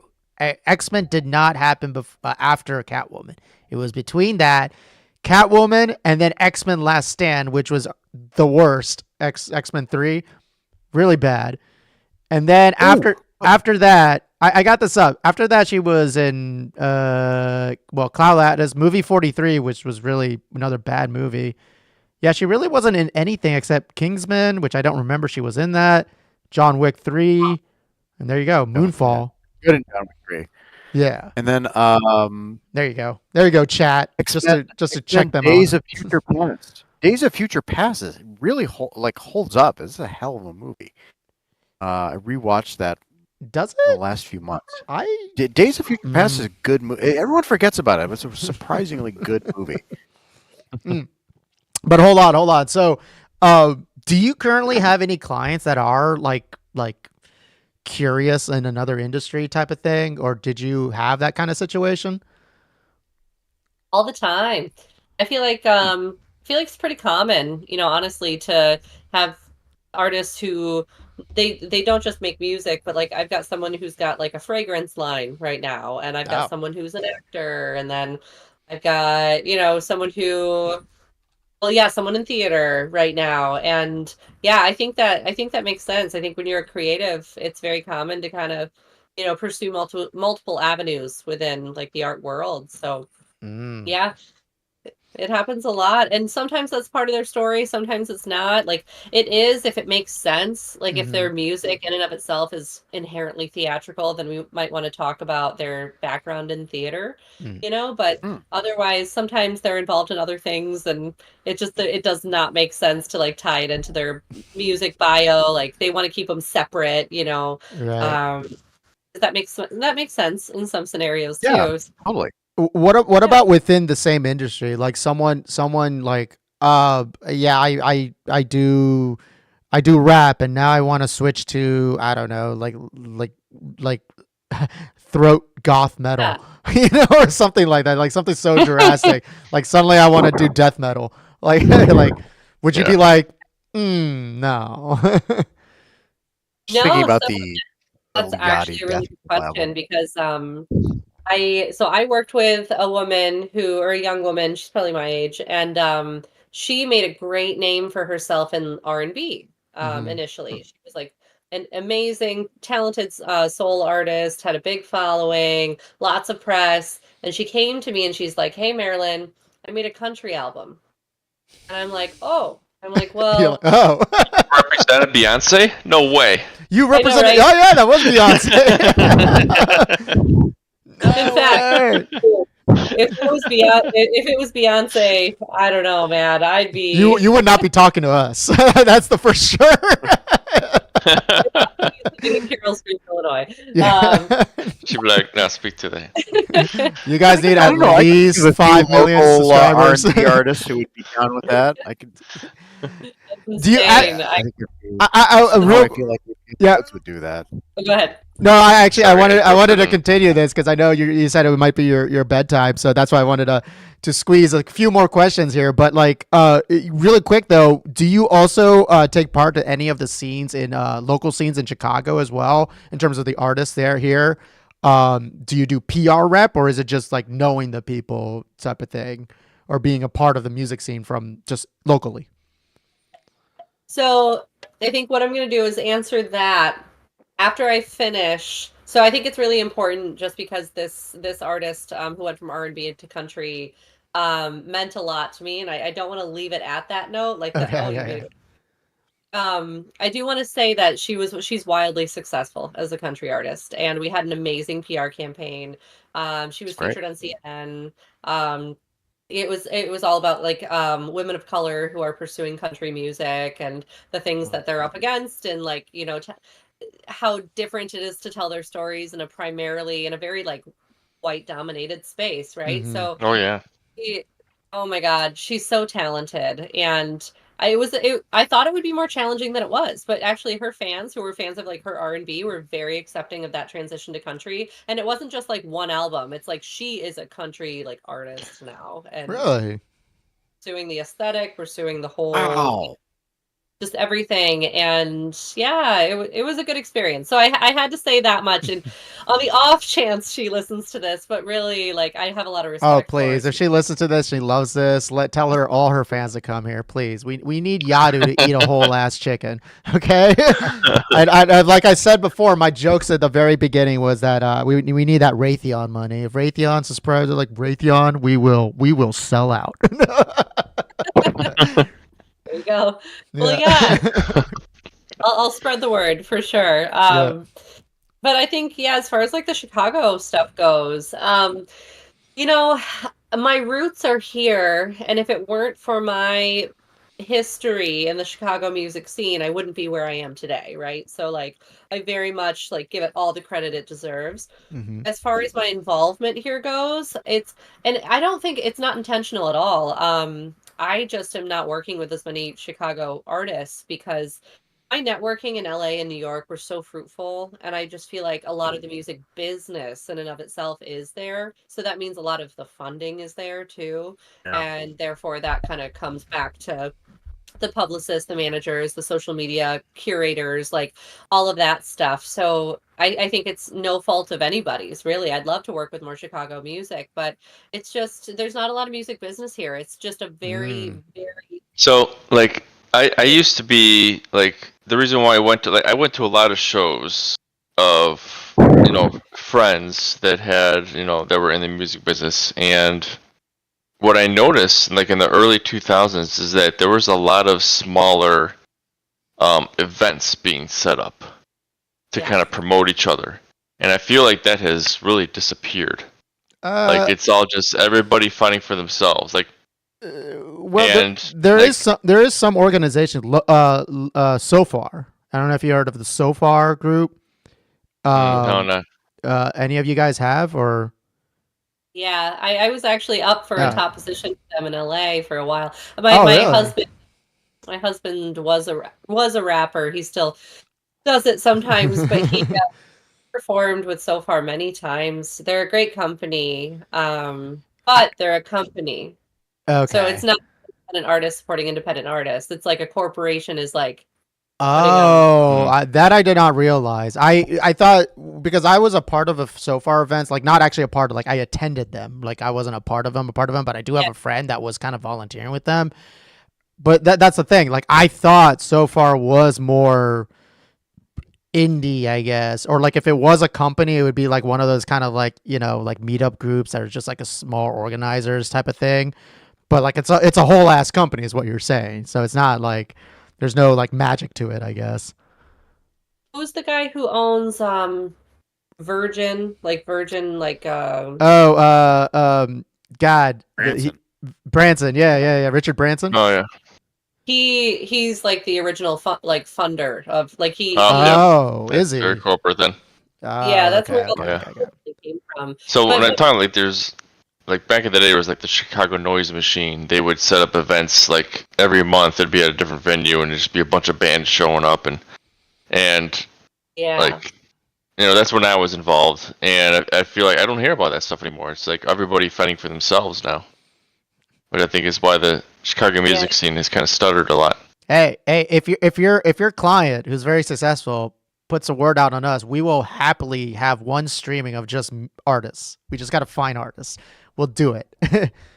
Just yeah. just I mean, That'd be cool. yeah. We had DJ Flipside, who actually is the official DJ of the Chicago Bulls, on a few weeks oh, ago. cool.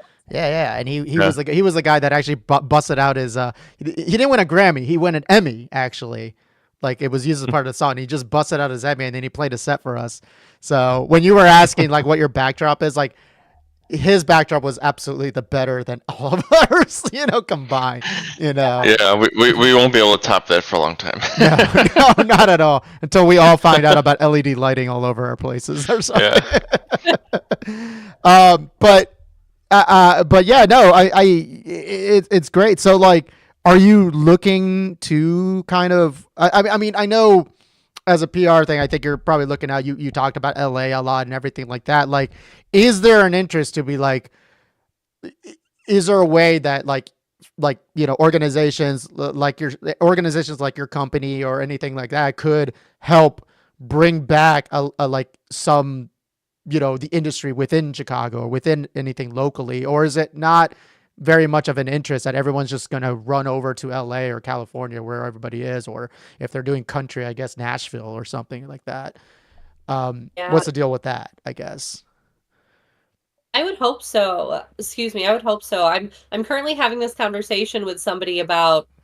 I feel like Chicago and Atlanta have the same problem in that there's a lot of music and a lot of talent, but there's not a lot of music business like established. And we're trying to change that. I really think that's unfortunate because LA and New York are awesome, and I've lived in both places and networked in both places, and got a lot out of it. But there's so much there that I feel like it's a shame that Chicago and Atlanta don't have that. There's so much room for it, and I feel like it would be less competitive, less populated. It's just New York and LA are like massive Right. markets, right? Right. Stand something like that is just like Uh, it's next level. So yeah, I would love that. I don't know how I as an individual will influence that, just because like the privacy of just being like my little business and being Right. behind the scenes.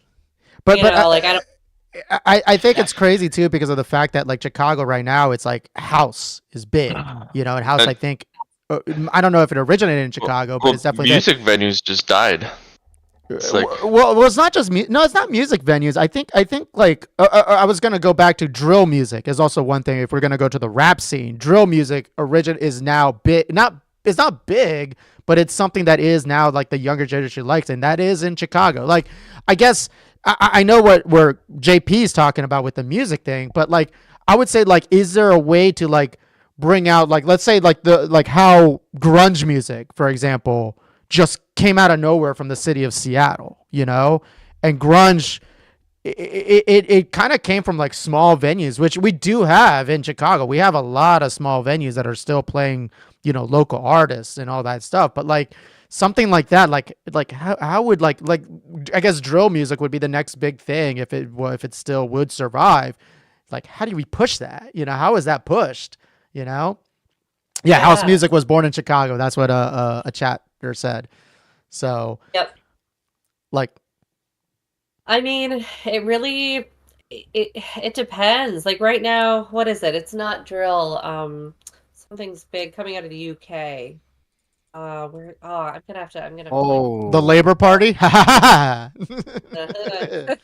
I'll have to Google it. But I mean, you can't control that. Like, you never know what kind of sound is gonna, because it takes a few influential artists and audience demand to really like make that grime? happen. Is it grime? Grind? I'll say it again.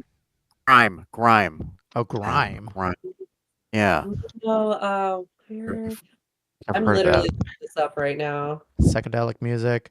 I mean, the biggest thing right now is like EDM, like, and all the sorts of EDM is like, I think is the ones that like, well, aside from hip hop, obviously, uh, but EDM. yeah. Now we're getting back into Andor season 2 because there's EDM in Andor. Oh, is season 2. there? Oh, Ah, nice. There's a mean- banger that's currently like tearing up the charts. let's go back to nerds. alright. I mean, It's the- I think like Yamos remake from Space Miami. like Vice, Miami Vice type thing. That'd be interesting. Well, it's weird. There's that one planet where Cassian was hanging out in season 1. That's like a beach right. planet. Yeah, I Apparently, love everyone's that. decided to call that. Everyone's decided to just call it Space Miami. Space So- Miami. Going back to like the type of music, like yeah, I mean we can't predict what's going to be. I mean the next big thing is obviously going to be like inspired by something else. Like grunge was inspired Yeah. obviously for other things, and rap itself, you know. But at the same time, like I don't know, like because of TikTok and how social media has really broken the brains of a lot of younger generations and really older generations too, boomers and stuff like that. Like, I don't know, maybe call me a pessimist, but I feel like creativity has like just gone out the window, you know? I And would like, say it's kind of gone to ADHD way. yeah, but like even like let's say developing countries like China, like when Tom, you were talking about like, you know, I've been to China many times and stuff like that. I have a Chinese wife, that's why I've been there with my in-laws and all that. Oh, cool. Yeah. And it's great and everything like that, but like Chinese media is absolutely like the worst.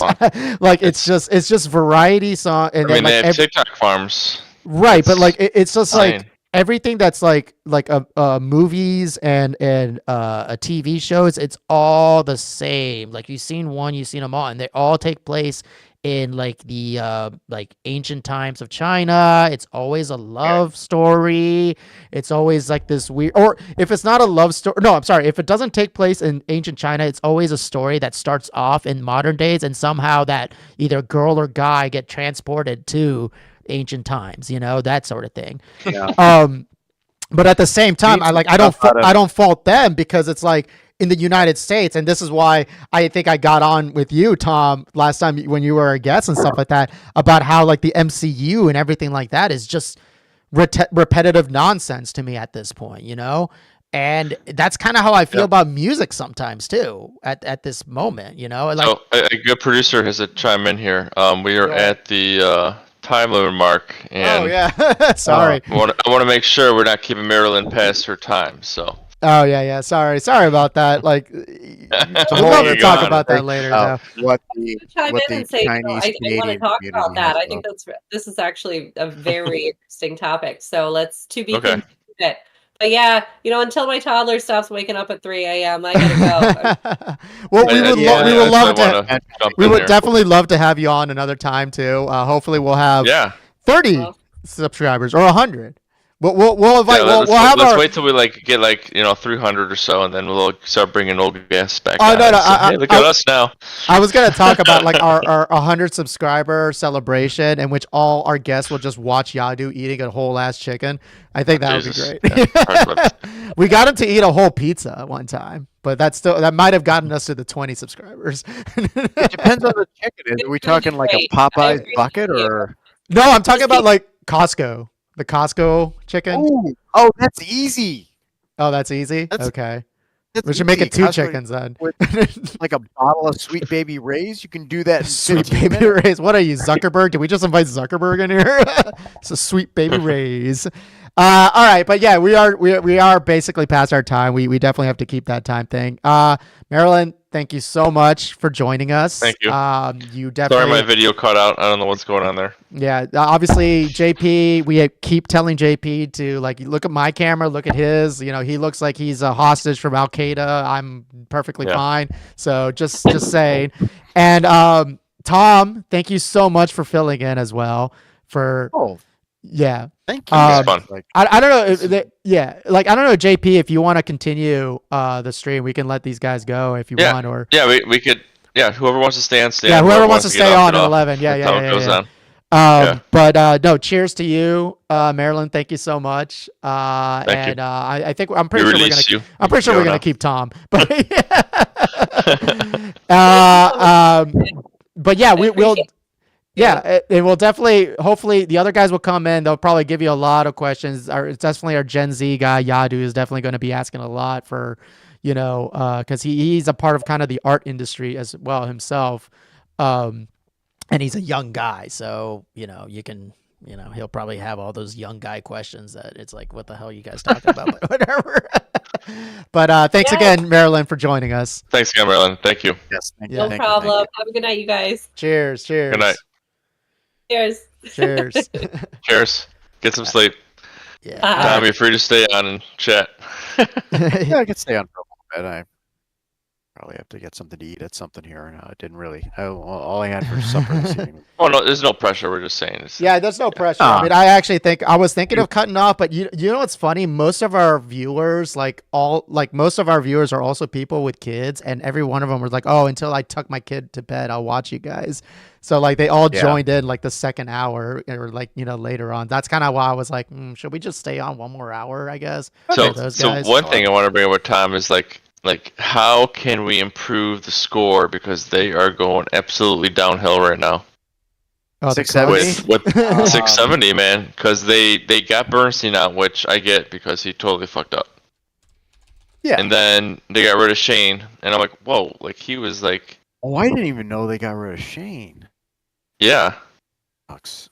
And so they're just, and they got they got Marshall Harris on, who's not even from Chicago. Like you can't have a local station with people not from Chicago. It's like this doesn't make sense, and he has no vibe. It's just like Yeah, I mean he's like fine, but he's just like fine. yeah, And exactly. What are we talking about? I totally missed this. So 670 the score. Like I wanted to talk to Tom about this because he's. Actually, that's the other reason why I kind He's of up. felt like we can keep, because I think Tom had we went into a lot of like nerd shit that like I think Tom like We didn't quite. I posted it into the community guidelines about Samurai Champloo for all of the. or Samurai Champloo. I love that. Here, by the way, here's the DVDs that I got, or the Blu-ray. Sorry, Ultra 4K.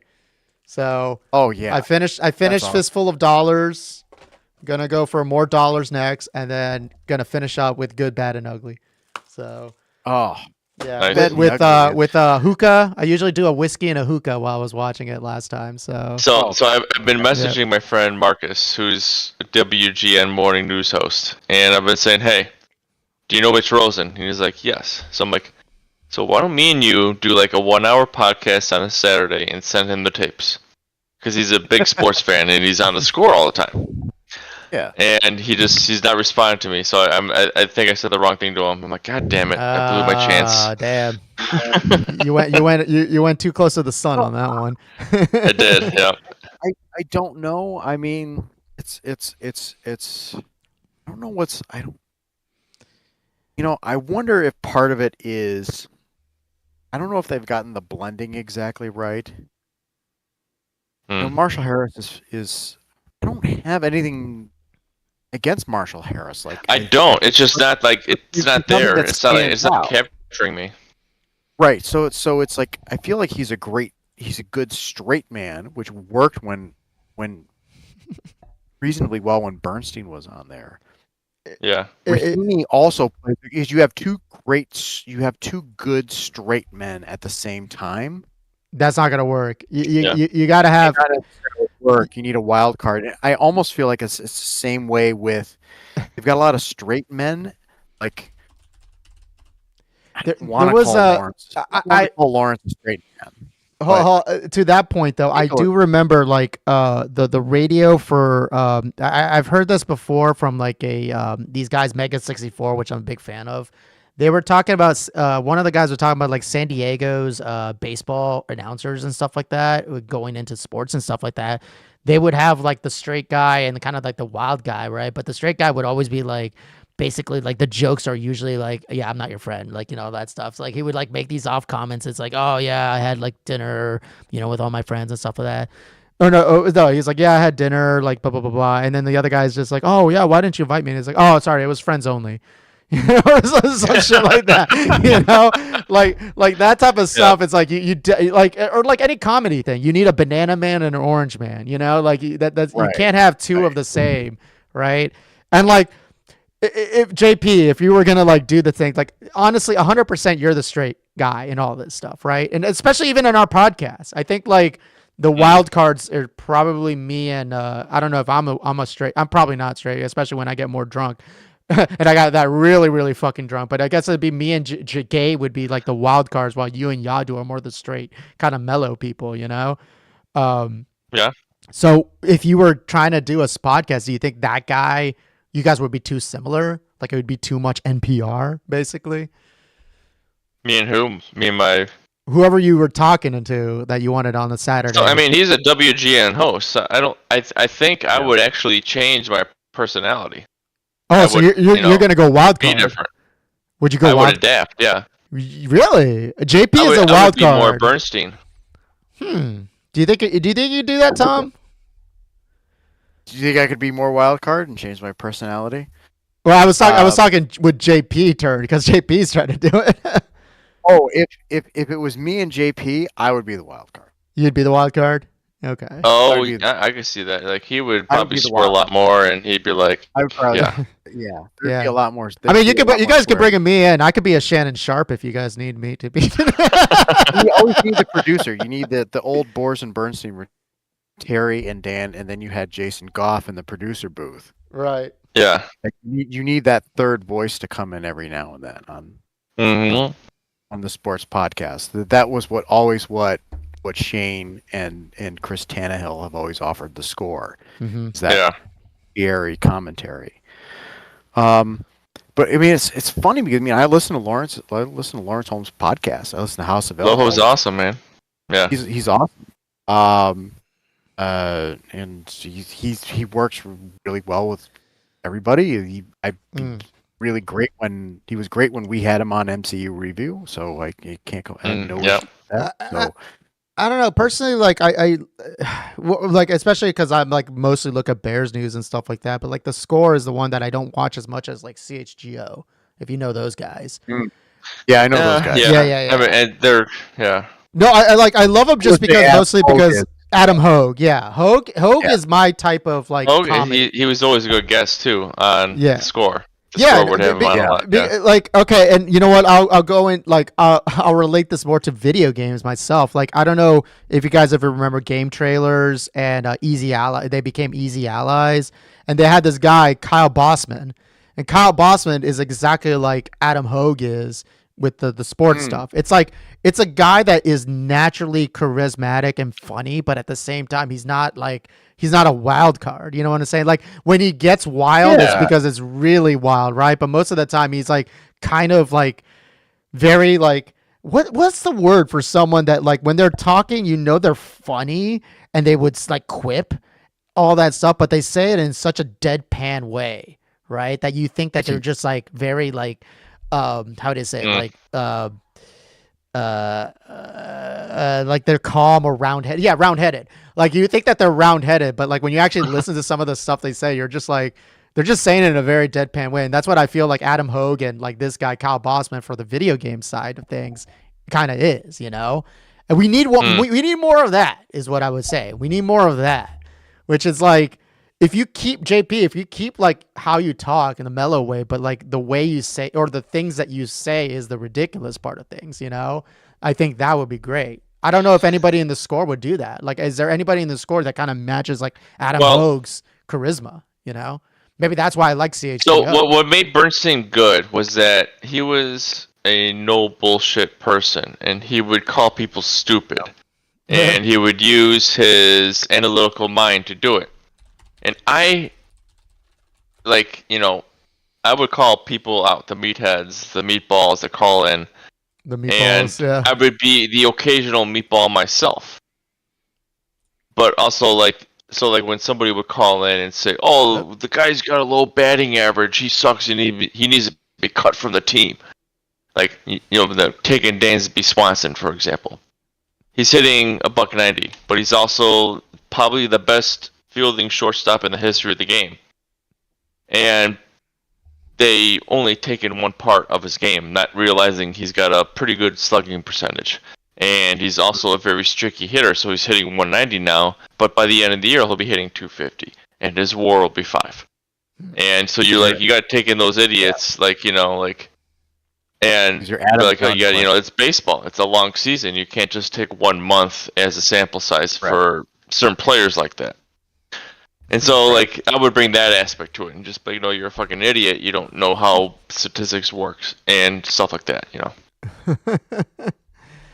You know, maybe we should add. I keep telling us, man, topical drinks. I needed the game channel, but we could do. I mean, I could do fucking sports. I mean, if it's Bears and basketball. And I mean, we could do it all. We don't. I can't do baseball we need, though, unfortunately. Sorry, I do not like baseball as much. I just. Oh, I can do baseball. Like, I had an article. You would need a written, baseball like, guy here. Or a second, I I would say have- a second baseball guy to like bounce off that stuff. Actually, there's a guy I knew from CME when I used to work there that actually does have a Cubs podcast, and they're not successful. They definitely have more viewers just because they focus on the Cubs. But like, I don't know. When it comes to sports, it's like if you only focus on one sport, what do you talk about in an off season? You know, predictions. Yeah. Oh, you talk about a whole lot of shit. You can find things. I mean, Really? It's 'Cause, like like, pretty much every. I mean, the score does that with the Bears. I mean, But they're so does- 24/7 the Bears, and they occasionally talk about other teams. Well, but that's the thing. No, I 100% believe that. Like even CHGO, I mean, CHGO has like the Blackhawks and the Cubs and the White Sox and so on and so forth, right? But like the Yeah. Bears podcast is like their viewership is like dips during the off season, Yeah. except like Oh, for it the dips, draft, yeah, but- obviously. Yes. But like after a while, yeah. I mean, I don't know. Like I said, I like my 3 sports is soccer, I should say football, and basketball. You know, but Yeah. like but I'm a Cavs fan too. I'm not a Bulls fan. Sorry, guys. Which, by the way, the fucking Cavs better. just That's better than being a wiped Bulls fan. Miami, man. Yeah, wiped Miami's clean off. We're to the second round. We're in the semis. Fucking go Cavs. We got this. But I Did don't you know. see that Skyrim video of replacing all the dragons with a picture of Ohio? It is fucking hilarious. I saw the one that they All of a did. sudden, you're playing Skyrim and Ohio drops in front of you, breathing fire.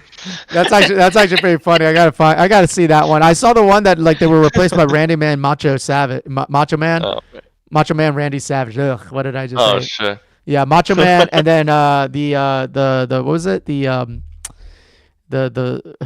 train that is the kids show train. Thomas the Tank Thomas the Tank Thomas the Engine. Tank Yes, Engine. thank Tank you. Engine. Oh, that's like way. There's so much to talk about Thomas the Tank Engine. We don't allow that in our house. No, we don't either. Wait, what's wrong with Thomas the Tank Engine? There's some things you just don't want. Yeah. It doesn't really have to be a good reason. It's just like, I don't like the way that. Do they say stuff that's bad? Well, This it's is like, news to me. You just I don't don't want it think- in your house. Like, you don't want all the toys and. Oh, so it's the toys. I mean, I think part of my nephew, I should say my sister definitely regrets introducing my nephew to Legos because of just. Oh no, Legos are the best. But Oh, yeah, they're Legos. everywhere. I love having They're Legos all over the house. everywhere. Yeah, you do. Is that sarcastic? Yeah, I gotcha. No, I'm serious. It builds future engineers. Like what it does for my kids, it's insane. Like they'll be lost for hours just building shit. Oh yeah. Okay, that's fine. But So- I'm talking about like just everywhere in the house. Once your house like has Legos all over the No, place. we have a designated spot. They Okay. stay there. They don't leave. We have Okay. a Lego room. Yep. Actually, it's the room that I'm in right now. Is our Lego room. Oh, really? There you go. Nice. He's doing This is my Legos right now. office. This I'm is sure. my I'm sure office if slash ever I have my dog's kids, playroom. if I actually have kids and still keep in this house, like I'm sure this whole basement's gonna turn from like my man cave to Lego room for sure. Oh, your kids completely take over your life. That's part of. That's what just I. part of That's what being I a was told. Yeah, that's what I saw from my sister too. Yeah, for sure. Ugh, man. But it's like fun. Like when we went to for my daughter's 10th birthday, we did her kid party at Color Me Mine, which is like a pottery Mm-hmm. place. Kids Nice. can pick like different like pieces or like sculptures. like out of plaster and then paint them, and then they'll fire them in a kiln and glaze them. It's Hmm. really awesome. And so when we were there, I think we went back a few weeks later afterwards. Oh, let's go as a family. Like we'll go back, and so I had the opportunity of making my own rum barrel tiki mug when I was there. Nice. So that was nice. That's on the Instagram page that I did. I really like that rum barrel that I did. It's Speaking of also which- it's probably I'm pretty sure I know I fucked this up really hard. It does not taste good. I should have actually read the ingredients. No, I'm sorry. I read the ingredients. I didn't read the amount for each one. okay. Well, there's your There's my problem. Yeah, I was in a hurry. I'm sorry. Like I said, I No, it literally- happens. It Yeah, I know. Like I got to the train. I had to get food for my cats because I have to go to Columbus this weekend. So I got to get the auto feeding. I had to feed myself. So I actually ate right before this thing. That's why I'm not drinking as much too, because my stomach is really full. And I was prepared. I was yeah. ready to make a pre-mixed setup for you, where all you would have had to have Ah. was the rum. I should have done that. Yeah, sorry, was buddy. willing to do I that should have before I taken that. went. Here's the thing. I overestimated how much time I had and how much other Yeah. problems happened. So I would say that. So first off, like I was trying to fix the setup for the video. Right now the video is the way it is, but I wanted to fix it. And at the same time, I had to set up my fix it. And I found out that like my wife took the stand behind my monitor, and I'm like, oh shit, she took it like that. So I had to rush to find like the other stand I have to. So I had to fix that. Then I had to try to make the rum, but then I also had to set up the video and everything like that. And then I'm like, Right. okay, mix it. And I was literally like, please taste good. Please taste good.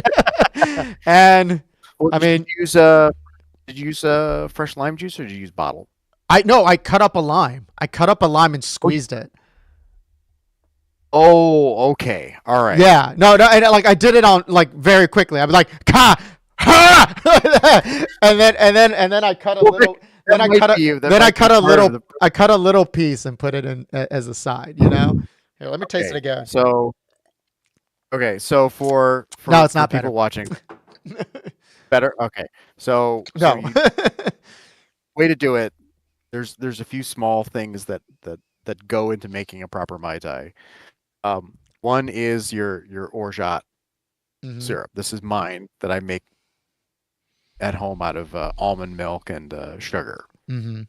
So Nice. That's kind of what it looks like. Plus, I add orange blossom water and rose water to add a little extra flavor. It tastes like a marzipan, like an almond candy, Right. kind of. Right. So there's that. Then your lime juice, and you need a lime squeezer. That's the way to go. Yeah, I have a lime squeezer. I didn't have time to remember that I had a lime squeezer, and I literally just used my hands like this. Yeah, I Right. actually thought about it like at the end. Full ounce of lime juice. Yeah, You need I- the juice I- of one lime. Yeah, that's probably why, because I probably didn't squeeze it out. Like I have exactly what you Yeah, have, your- and I totally your- forgot it your was drink looks- upstairs. Yeah, right. Yeah. Your drink looks really dark. Like it should be. It should wind up being. And I have really dark. That's yeah, what it that's looks very like. orange. I have Yeah. really dark orgeat, and mine still winds up looking fairly kind of like milky. Mm. And I've got curacao, which is Oh, fairly I didn't dark. buy that one. I bought another one. Well, whatever. Anyway, it's in the. Here, actually, let me go get it. Let me go get it. Sorry. Go through the process. Yeah. Oh yeah. He used the Appleton 12, which is a good rum. That's a very good rum, and I have my my type blend that I remix for. Nice. 'cause I- I gotta start building on my bar to have be able to make drinks. I just haven't done it. That's actually what I feel Okay. bad about. I feel bad about no, kind of that's good. wasting. That's No, good. I feel bad of good. kind of wasting this like on a bad drink. But here's the Appleton 12, right? Oh yeah, that's awesome. That's great rum. Yeah, that's great That's rum. great. I just feel bad wasting it on this thing. You know, it's like I ruined it. happens. Okay, it I happens. got the Marie. I'll be back. This one. Just 'cause it was- Marie Brizard. That's perfectly acceptable. That's perfectly Okay. good orange curacao. and then so of course the- I had the Liquid Alchemist thing that I took a picture Right, of. So Liquid I bought that So one. it's like equal parts orgeat and curacao. So it's like half an ounce and half an ounce. Okay, you know what? Let me try it. Hold on 1 second. Okay, try it. Let's try it again. Get your lime squeezer. Let's try to measure it out. Let's see how this goes. This is version 2.0. But like I've made drinks that have come out bad the first time I tried it, and I had to readjust. Like there's weird things like there's a lot of like cocktail people who love Plymouth gin, especially in a martini, and I can't do it. Like I've bought it and I've made martinis with Plymouth gin, and it's just like not my thing. It's very odd specifically, and it's hard to do it. Like I've made drinks that have tasted off. I've made ones that have been heat adjustments, especially when I'm trying to make an original. Like when I've tried to make original cocktails, and I think more often I've made drinks that have just given me a terrible headache the next day. That used to happen all the time with a jet pilot until I was gifted a bottle of Eldorado 12 year, and that kind of seemed to be the key to unlock everything because it's delicious. It has a nice Demerara flavor. Okay, here we go. Let's see. What do we got? Do you have a cocktail shaker? No, hold on. Oh yeah, I gotta get the shaker. No, sorry. I was looking for. I just came back to here. I'm hearing everything you're saying, but like I think JP just walked away, so I was like, I'm just making sure that I'm. Yeah, I think you got up against I'm something I'm else. looking for it actually. I can't. It's got to be somewhere. Okay, I'll be right back. Keep talking. Okay. All right. Okay. So, right. So, for anyone who's still on, these are my shakers. Top, bottom. Right. How that goes. So, like when I do this, actually, I can.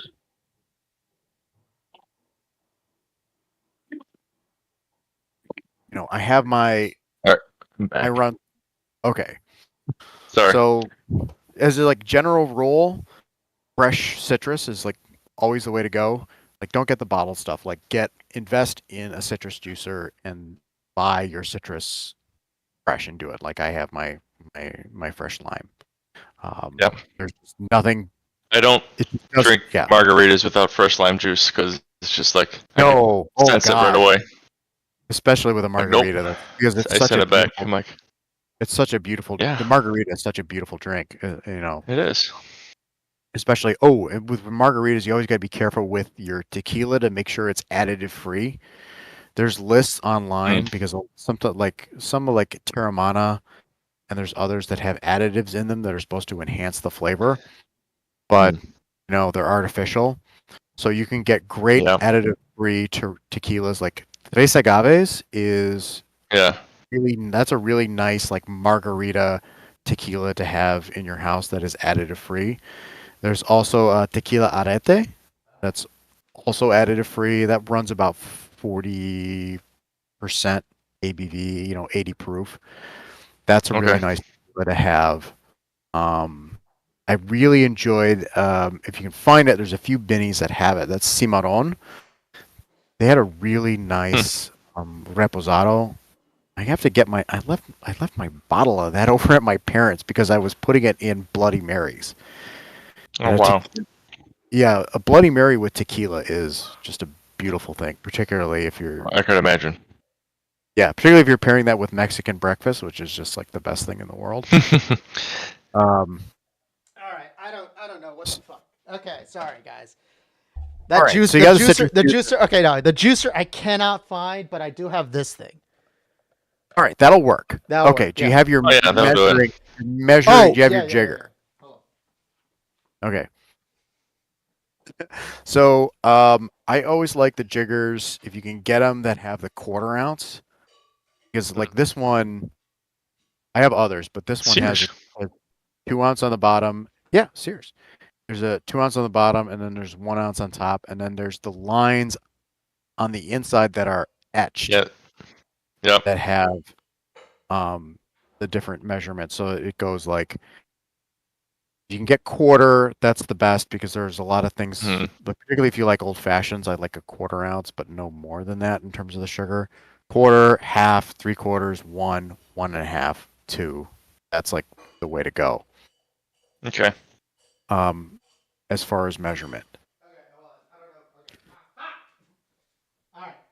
Okay. So hold on. All right. Okay. All right. Wait, All right. Here we go. Which one's better? So I got this thing, and then I got I would use just I would use a double tin. That's what I use. double all right. tin. Okay, gotcha.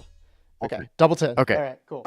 All right. All right. So the measuring So- thing. I got this thing with the measurements. Okay. Does it have lines on the inside?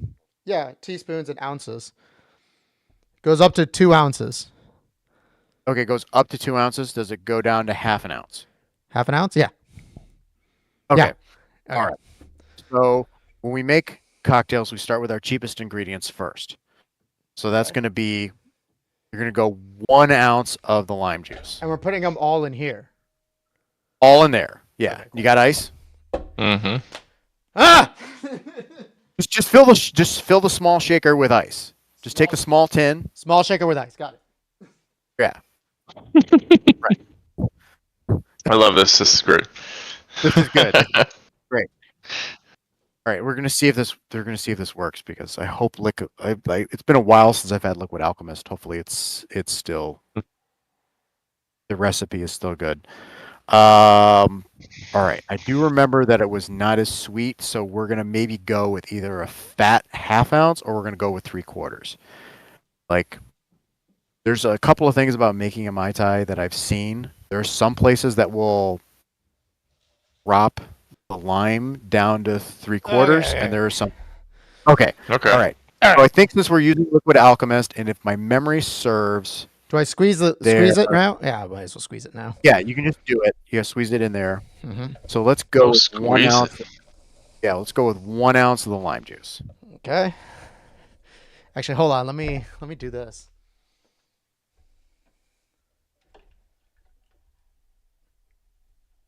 There we go. All right, let's try. That's a nice big lime. So hopefully there's 1 ounce at half. This is half. I got the other half here though. All right, so everybody So can let's- see. See here. Everybody can see this. Live topical drinks, making a drink.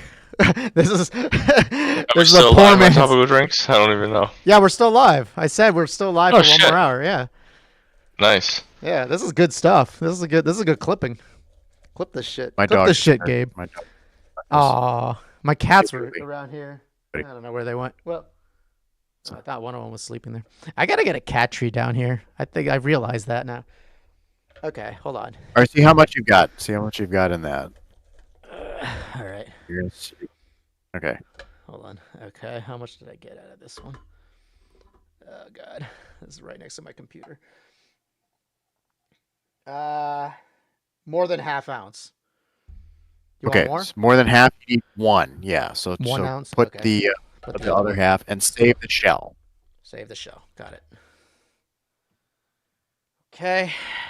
I got more limes too, by the way. I think I have like 12 limes upstairs because like I had a Oh, party great. and we asked 2 people to bring limes and and one of them brought it and we accidentally told the guy like forgot to tell the other guy. So I got like plenty of limes at home. Don't worry. I got to actually use them before they get bad. God damn. Oh God, where is So- the squeezer?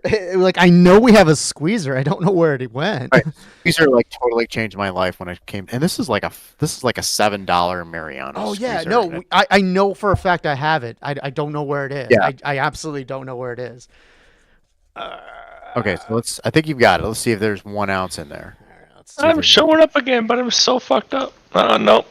Camera failed to load. Fucking. Yeah, what's wrong with God that? damn this camera. One What is going on? Dude, please. All right, man. Like your campaign's over. Spend your money on the thing. Okay. Anyway, here's 1 ounce. We're 1 ounce now.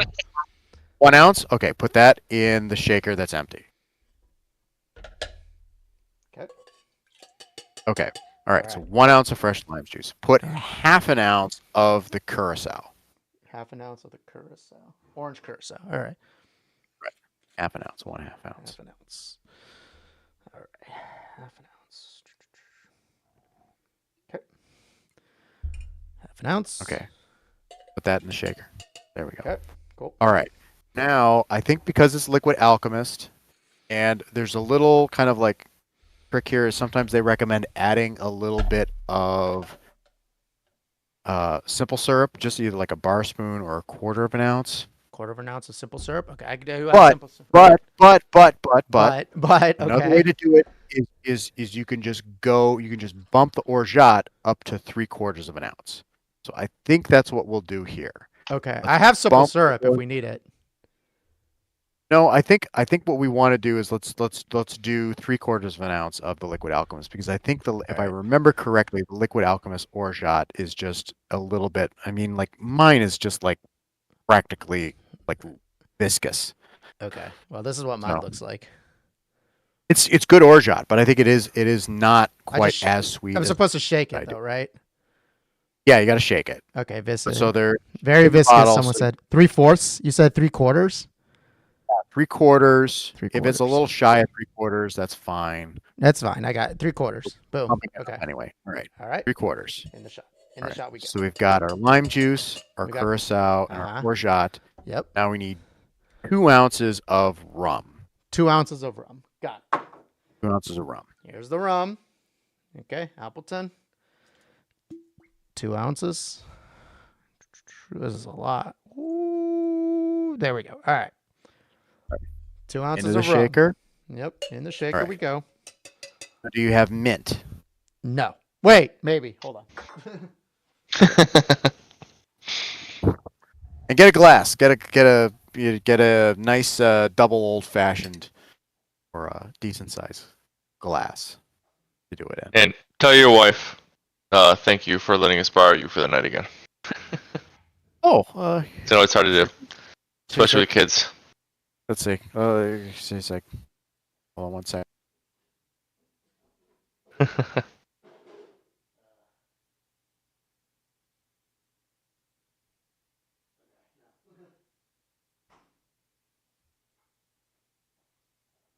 She says you're welcome. Oh, nice. All right, I don't have mint. I don't have mint. Sorry, I don't Well, have mint. That's part of the deal, but it'll do. Okay. So now take the half with the ice, put it in the half with the cocktail, and shake it for about. Don't just dump it. Just dump it. Put it in there. Give it a big slap down. Big slap. Okay. There you go. And now Shake it. shake it. Give it hell for. Well, yeah. Give it hell for. Actually, the way to do it. Hand on the center so Uh-huh. it doesn't fall apart. Uh-huh. One hand on the back, and you're gonna go down and up, down and up, down and up, Down and up, down and up, down and up. Yeah. Ow, it's so cold. All right, all right, you're good. Yeah, it should be cold. All right, Okay. but now you're good, Okay. and try to just go like that. Shift it, break the seal. It's hard. Yeah, I It's- got if it. it's- I got it. Okay. Yep. Now pour it into your glass. Ooh, cold. Do I use this thing? No. No. Okay. What's this And for? just open pour it. That's for straining if it's served up or something like that. I should have gotten a bigger glass. No, I got everything. That's Okay, all cool. right. You got extra. So if you Alright. want to add an extra, you could put the spent shell on the top. That's part of the garnish. This thing? Yeah. Just on the Put it top. on the top. Right. Because the way it goes is you have the spent shell and then the mint, and that forms like an island with a palm tree. Ah, ha ha ha ha. I only got an island, now- no palm tree. All right, hold on. This is okay. Now do I drink it? Yeah, now you drink it.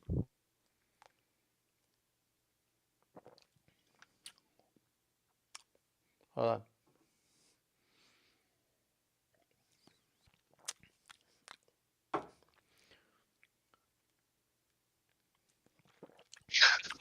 Yeah. 1,000 times better. I had to compare real Nice. quick. Woo! That is, yes. That's 1,000 times better, dude. 1,000 times. There we go. There it is. We did got it. We did it. We Topical did it. drinks. We made a drink. We landed on We the made a moon. drink. How to make a bartender. This has got we got to do this regularly now, and I also got to clean this up here. Let me clean this up, but this is good. This is good, man. Okay, I got to remember mint next time. I'm not a big mint fan, but it's always Mint, good. yeah, the mint. If you think that this is good now, the mint when you get the aroma in your nose will bump that up an extra level. Particularly if you take like a short straw Mm-hmm. and put it in the glass, and then you have the mint right next to the straw, and you just put your whole nose in there, like not like a long straw where you're sipping it from like a ways away. Yeah, that's a good. See that, like, that's the right color. That's about what it should be. Yeah, that's Like, good. see how that's like a lot of times you go to a resort and it's like bright orange. It's or like a something lot of like red that. or something like that. Yeah. Right, or a lot Too of much red on grenadine. it. They're using some No. like cheap ass shit. Right. Yeah. There shouldn't be any grenadine in a Mai Tai. That's Yeah. the way a Trader Vic style Mai Tai should look. Is it should have that nice, beautiful, rich, buttery color to it. Yeah. And it's just We like, used to make them back in the day where lobster like the legit way, but we would top it with 151, just add a little kick to it. oh yeah, a little, So little you'd lemon have- heart or something like that. 151. Yeah. That's a great. That's great too. Sometimes you can pull a little bit off of the whatever blend you're using. And then it's got like a dark top to it, which kind of is like cool. right. There's Monkey Pod in Hawaii does that. There you go. All right, we're getting some love from the gram for the gram here. Oh yeah, here we go.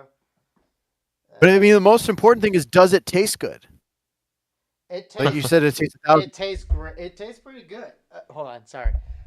It tastes pretty good. I mean, look, I'm not gonna compare it to the freaking garbage abomination that I made at the beginning, right? Do you know what I did though? I said I didn't have time. I just poured everything and did not measure. And and I did not use ice and I did not shake it. Oh, like And shaking was, a glass. That's what it makes this such a abomination huge was. difference. Yeah, that's just not the way it's supposed to look. No, it's not.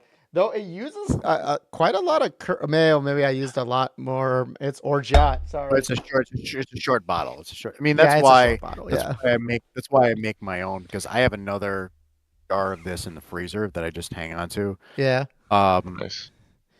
And I'm gonna post this like the first alcohol made live. Well, actually, no, you made alcohol live last time you were here. I guess nobody. Yeah, whatever. actually, technically, I did it twice because I made my Mai Tai on. No one knows I was muted, but I made one right around the 9 o'clock hour. But you know what? It's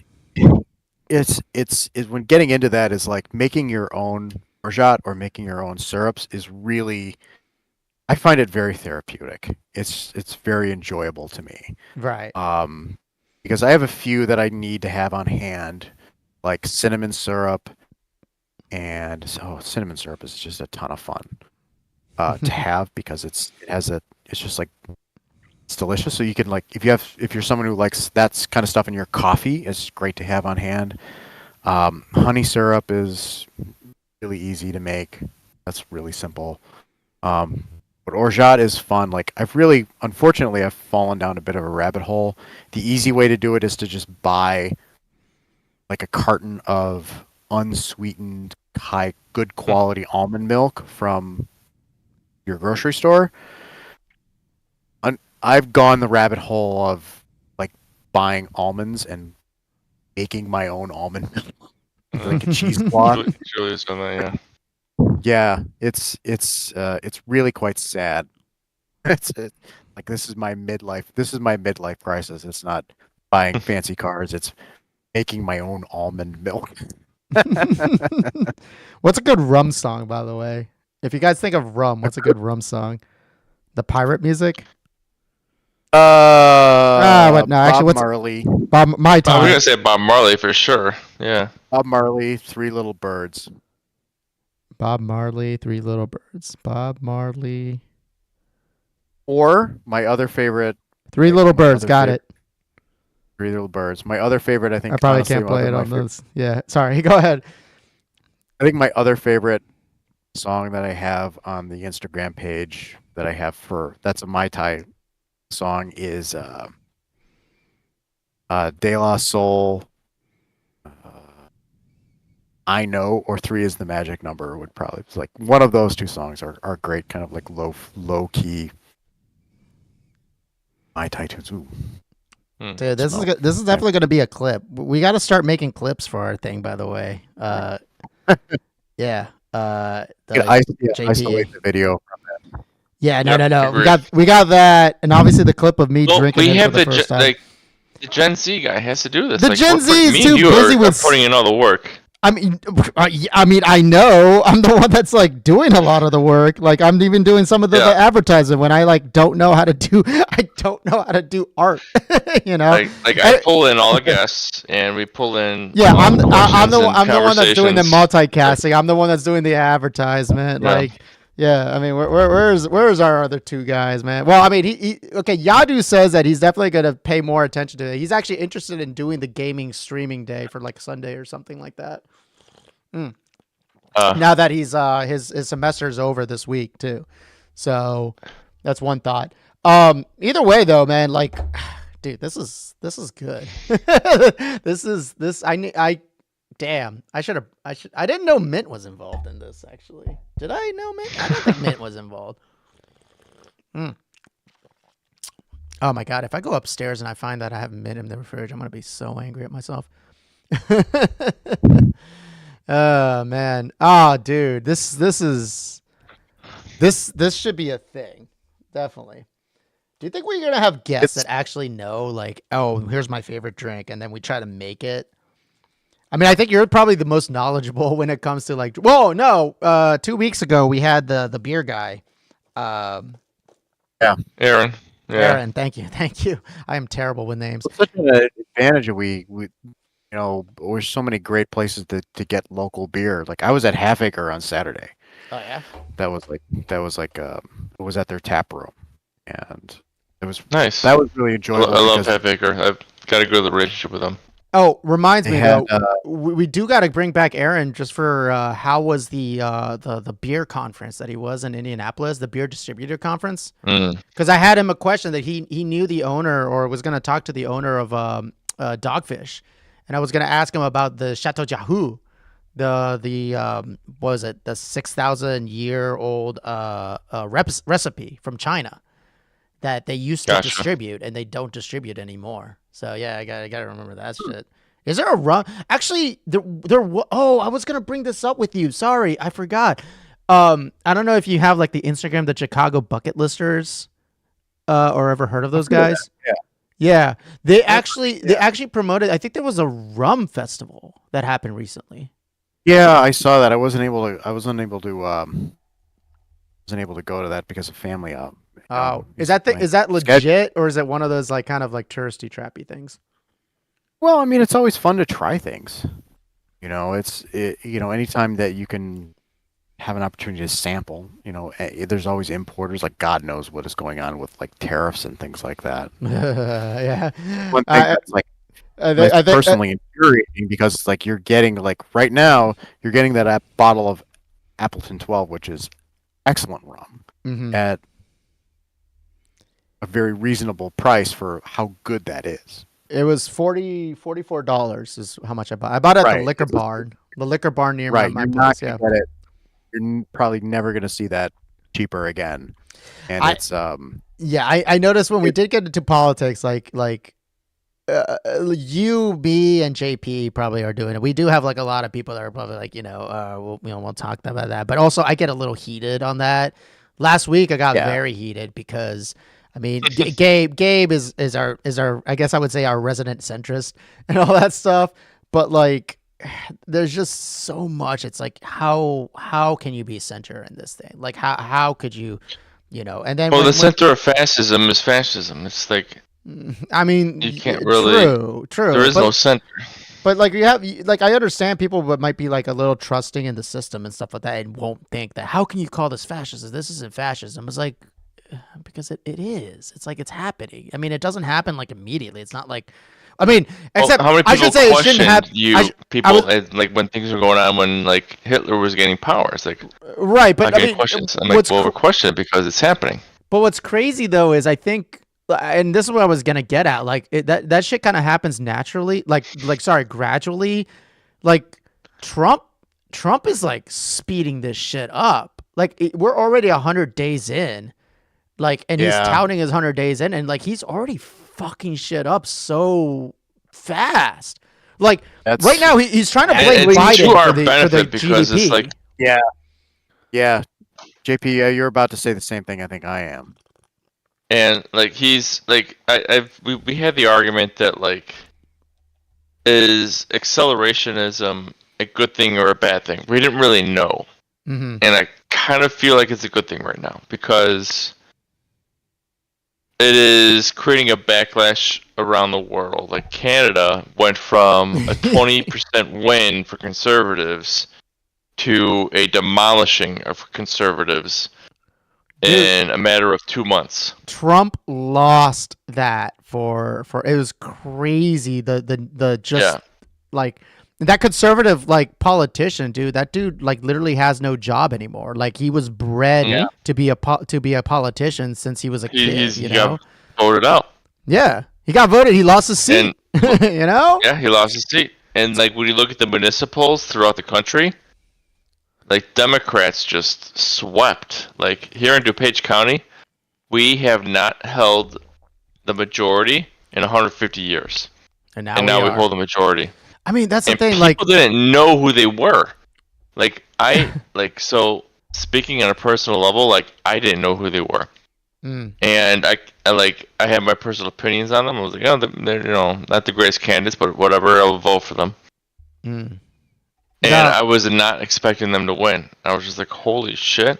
And we were all surprised that they won. Like we thought we were gonna lose, and because we were not getting funding, we were not getting representation of stuff, and then all of a sudden, wow, we demolished them. It wasn't just like a close race. It was just like.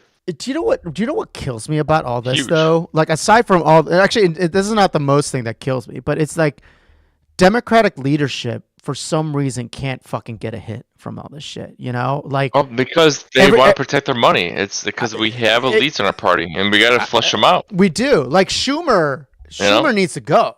Like at this point, Schumer needs to go. Like when all he does is like his retirement. I'm like, why? I'm not sad about this at all because or like voted against Obama's universal health care. Or like what the fuck's wrong with you? Like, why did you do that? The dude that like Nancy Pelosi basically propped up, who's like basically going to die in the next few years or whatnot, right? Like that actually just resigned from his position that he stole from AOC essentially, because of the whole like seniority thing. Like guys, fucking old guard, go away. Like Schumer going around, we sent a very strongly worded letter. That's why what Pritzker did was like one of the coolest things I've ever seen. And he just said, "Fuck everybody." Pritzker's doing the right thing. Pritzker knows where the lines is. Like I don't understand what Whitmer was doing.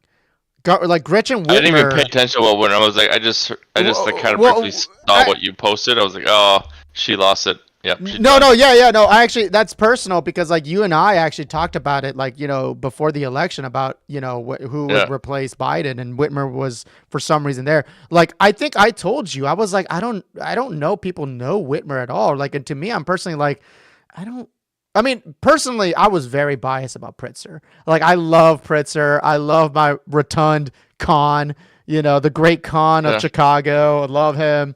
Make it great. Socialist. I was initially biased against it because he was a billionaire. So I'm like, fuck that. I don't want that. I didn't vote for him in the primary. He proved me wrong. I was like, oh, exactly. Shit, this guy's like. I voted for the math guy. Remember the math wizard guy that nobody remembers his name anymore? I think I did. I voted for him too. Yeah, Pritzker won, but of course I would vote Pritzker over Rauner. Rauner was a fucking like horrible human being. He got us into like an F grade for credit. It was like not only that, but he was also like. Are still hanging around too in the form of Illinois Policy Institute. For people watching who are in the Chicagoland area or in Illinois generally, and everybody, I think all our viewers are from Illinois. Yeah, right. There's this think tank called Illinois Policy Institute, and it's run by a bunch of former buddies and funded by a bunch of buddies of first rounder, and they're I got a friend that works there. It's terrible, and they're horrible at math. and he's such a hack. Mhm. Right. It's I'm just bad. like, They flood the zone with bad polls and bad articles and bad information, and they're always ready for a soundbite. Yeah. And because the papers are trying to get like some kind of like neutral bias, so there's an assumption that it's an independent think tank, like we can rely on them.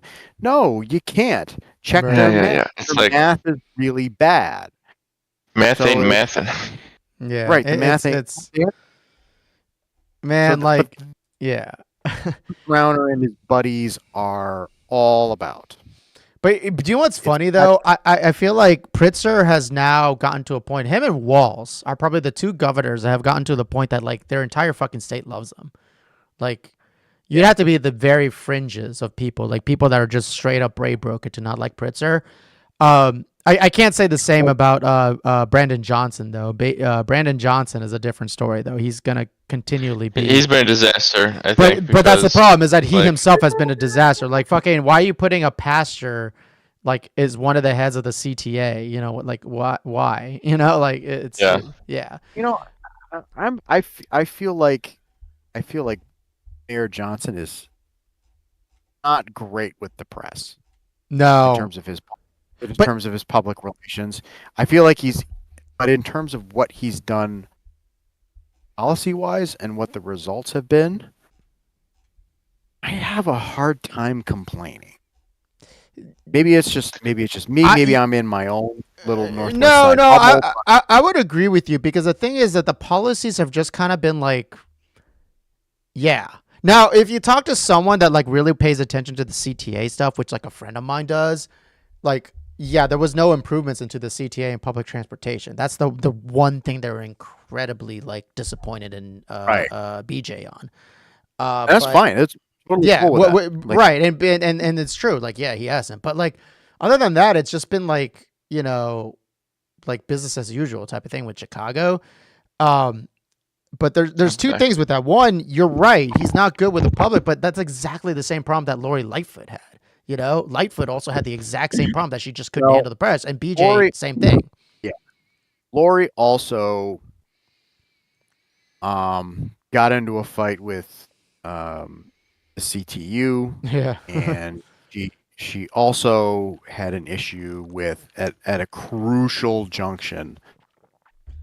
Frankly, I mean, I go back. She lifted the bridges during the Black Lives Matter protests. Yes, I do remember that.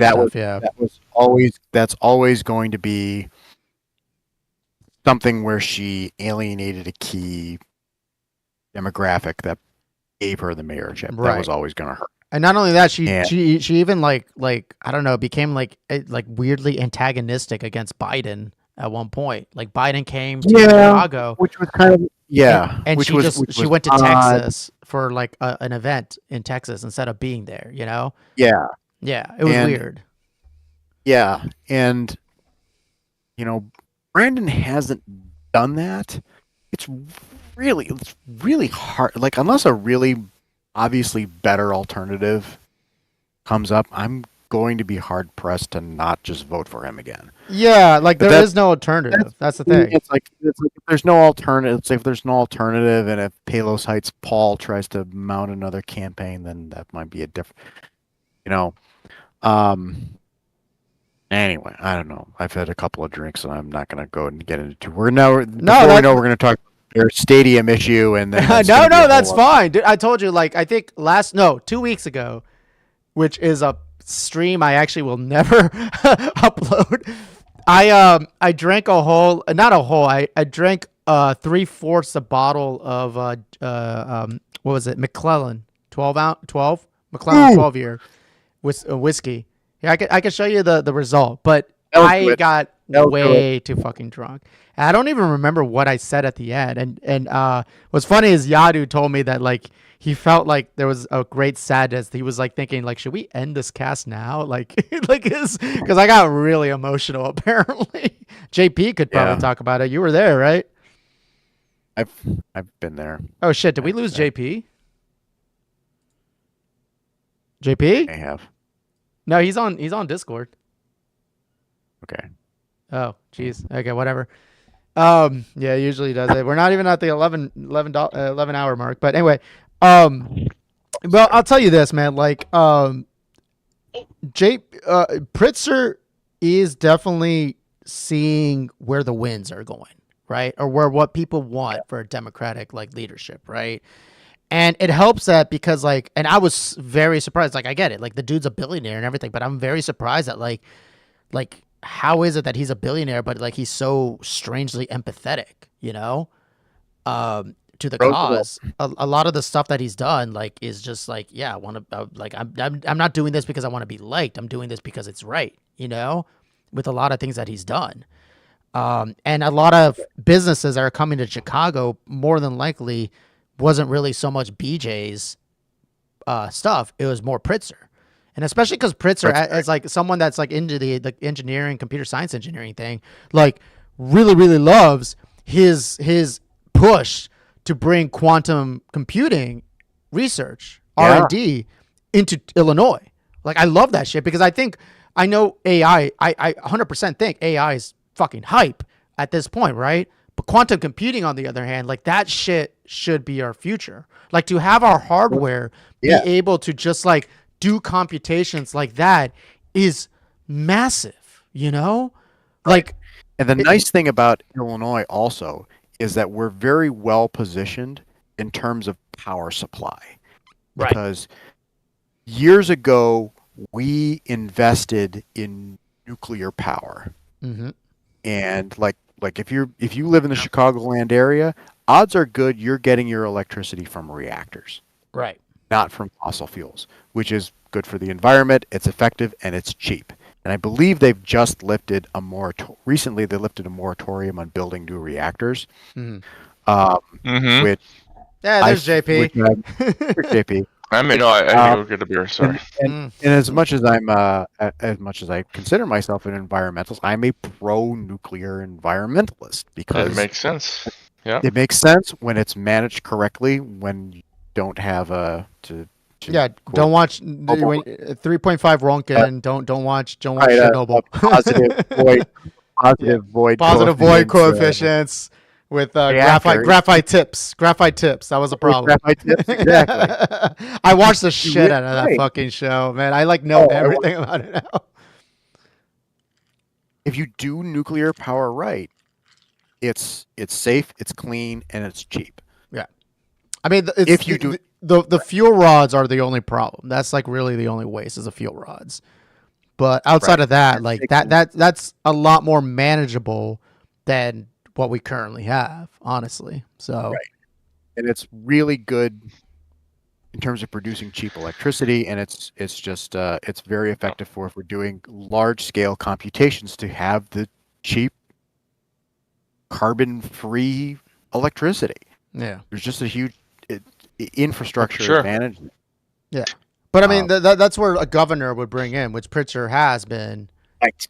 BJ as a city mayor is not gonna do that, so he's not gonna get any of that like clout. Right. All he's just doing is just like keeping the like, to me, I feel like BJ's really only just keeping the hamster wheel going, which, let's be honest, he has been. Like, there's nothing terrible has happened in Chicago that is directly his fault. Like, the CTA thing is the only thing that I'm disappointed in, you know? Other than that, CPS. Do we have a new CPS contract? I think we do have a new CPS contract. Oh, it's a CTA, not CPS. CPS is a different story. No, I was just saying different story. Right. But I think that has finally been brought to a successful negotiation conclusion. Yeah. The one downside I've had is I think the Bears are actually moving to Heights. But Oh, they're going to Arlington Heights. That's happening. Are they actually? I know you hate Did they say now? I thought it was the. Did they actually going to be Arlington Heights Bear? Writings on the wall. Well, they bought the place. Yeah, like where are you gonna go? Like, but that's yeah. But like the town of Arlington Heights now is like, wait, what the fuck? How much we have to pay for this shit? Like, because like 100% the Bears want this for free. Like, that's what they fucking want, you know? Yeah. And like, I think now, like, was it the city of Chicago or who was it? that like made like a bill that, like if the Bears actually have a winning season or something like that, then they'll get That was proposed in the Illinois legislature. Illinois. Yeah, So yeah, it was the Illinois legislature. Yeah. the Illinois legislature proposed that if they have to have a winning record before they receive any public funds. Nice. Caleb Williams, we trust. We have to. Ben Johnson, we trust. I guess we have. Yeah, So Ben let's talk about this Johnson. draft. Ben Johnson. Yeah, let's talk. Oh, shit, it's 11 o'clock though. Should we end the stream? It is 11 o'clock. We should probably. Yeah, we should probably end the stream. Okay. Okay, well, Hey, guys, guys. thank you guys for joining us in our extra long stream. Thanks again, Marilyn, for joining us. And Tom, thank you so much for filling in. You are amazing. I Yep. love your rum things. I made a Mai Tai without mint. You made a Mai Tai. I made a You Mai Tai the very correct way. respectable Mai Tai. Actually, I have one question. Enjoy- As a bartender, I know all of them are doing like do they just get used to like the cold hands? Because that's the one thing that was really annoying, like how cold it got. You do kind of have to like get kind of used to it. Like the thing is to like hold it at the bottom will help. And I mean, you So don't shake it let's for any longer. surface grab basically is what you're saying. I Yeah. know. Because I was You- grabbing you- I was grabbing the whole thing. That's why like my whole Right. hand was Yeah. like exposed. Get used to it. You get a little used to it. Depends on how much you shake it. But you have a very respectable Mai Tai in your hand and do enjoy that. Yes, yes, more respectable than this fucking abomination that I made before. So yeah, We all have to start somewhere. exactly. JP, I know no one can see you in the stream, but I don't know what's going on, but yeah, man, we God, man, please just let's start investing you We'll you figure on, it on a out. computer. Let's invest you on a computer, man. yeah, Maybe- I bought a house that I can't afford, so it's hard for me to buy shit right now. So, that's the thing. So I'll get there one day. Mm.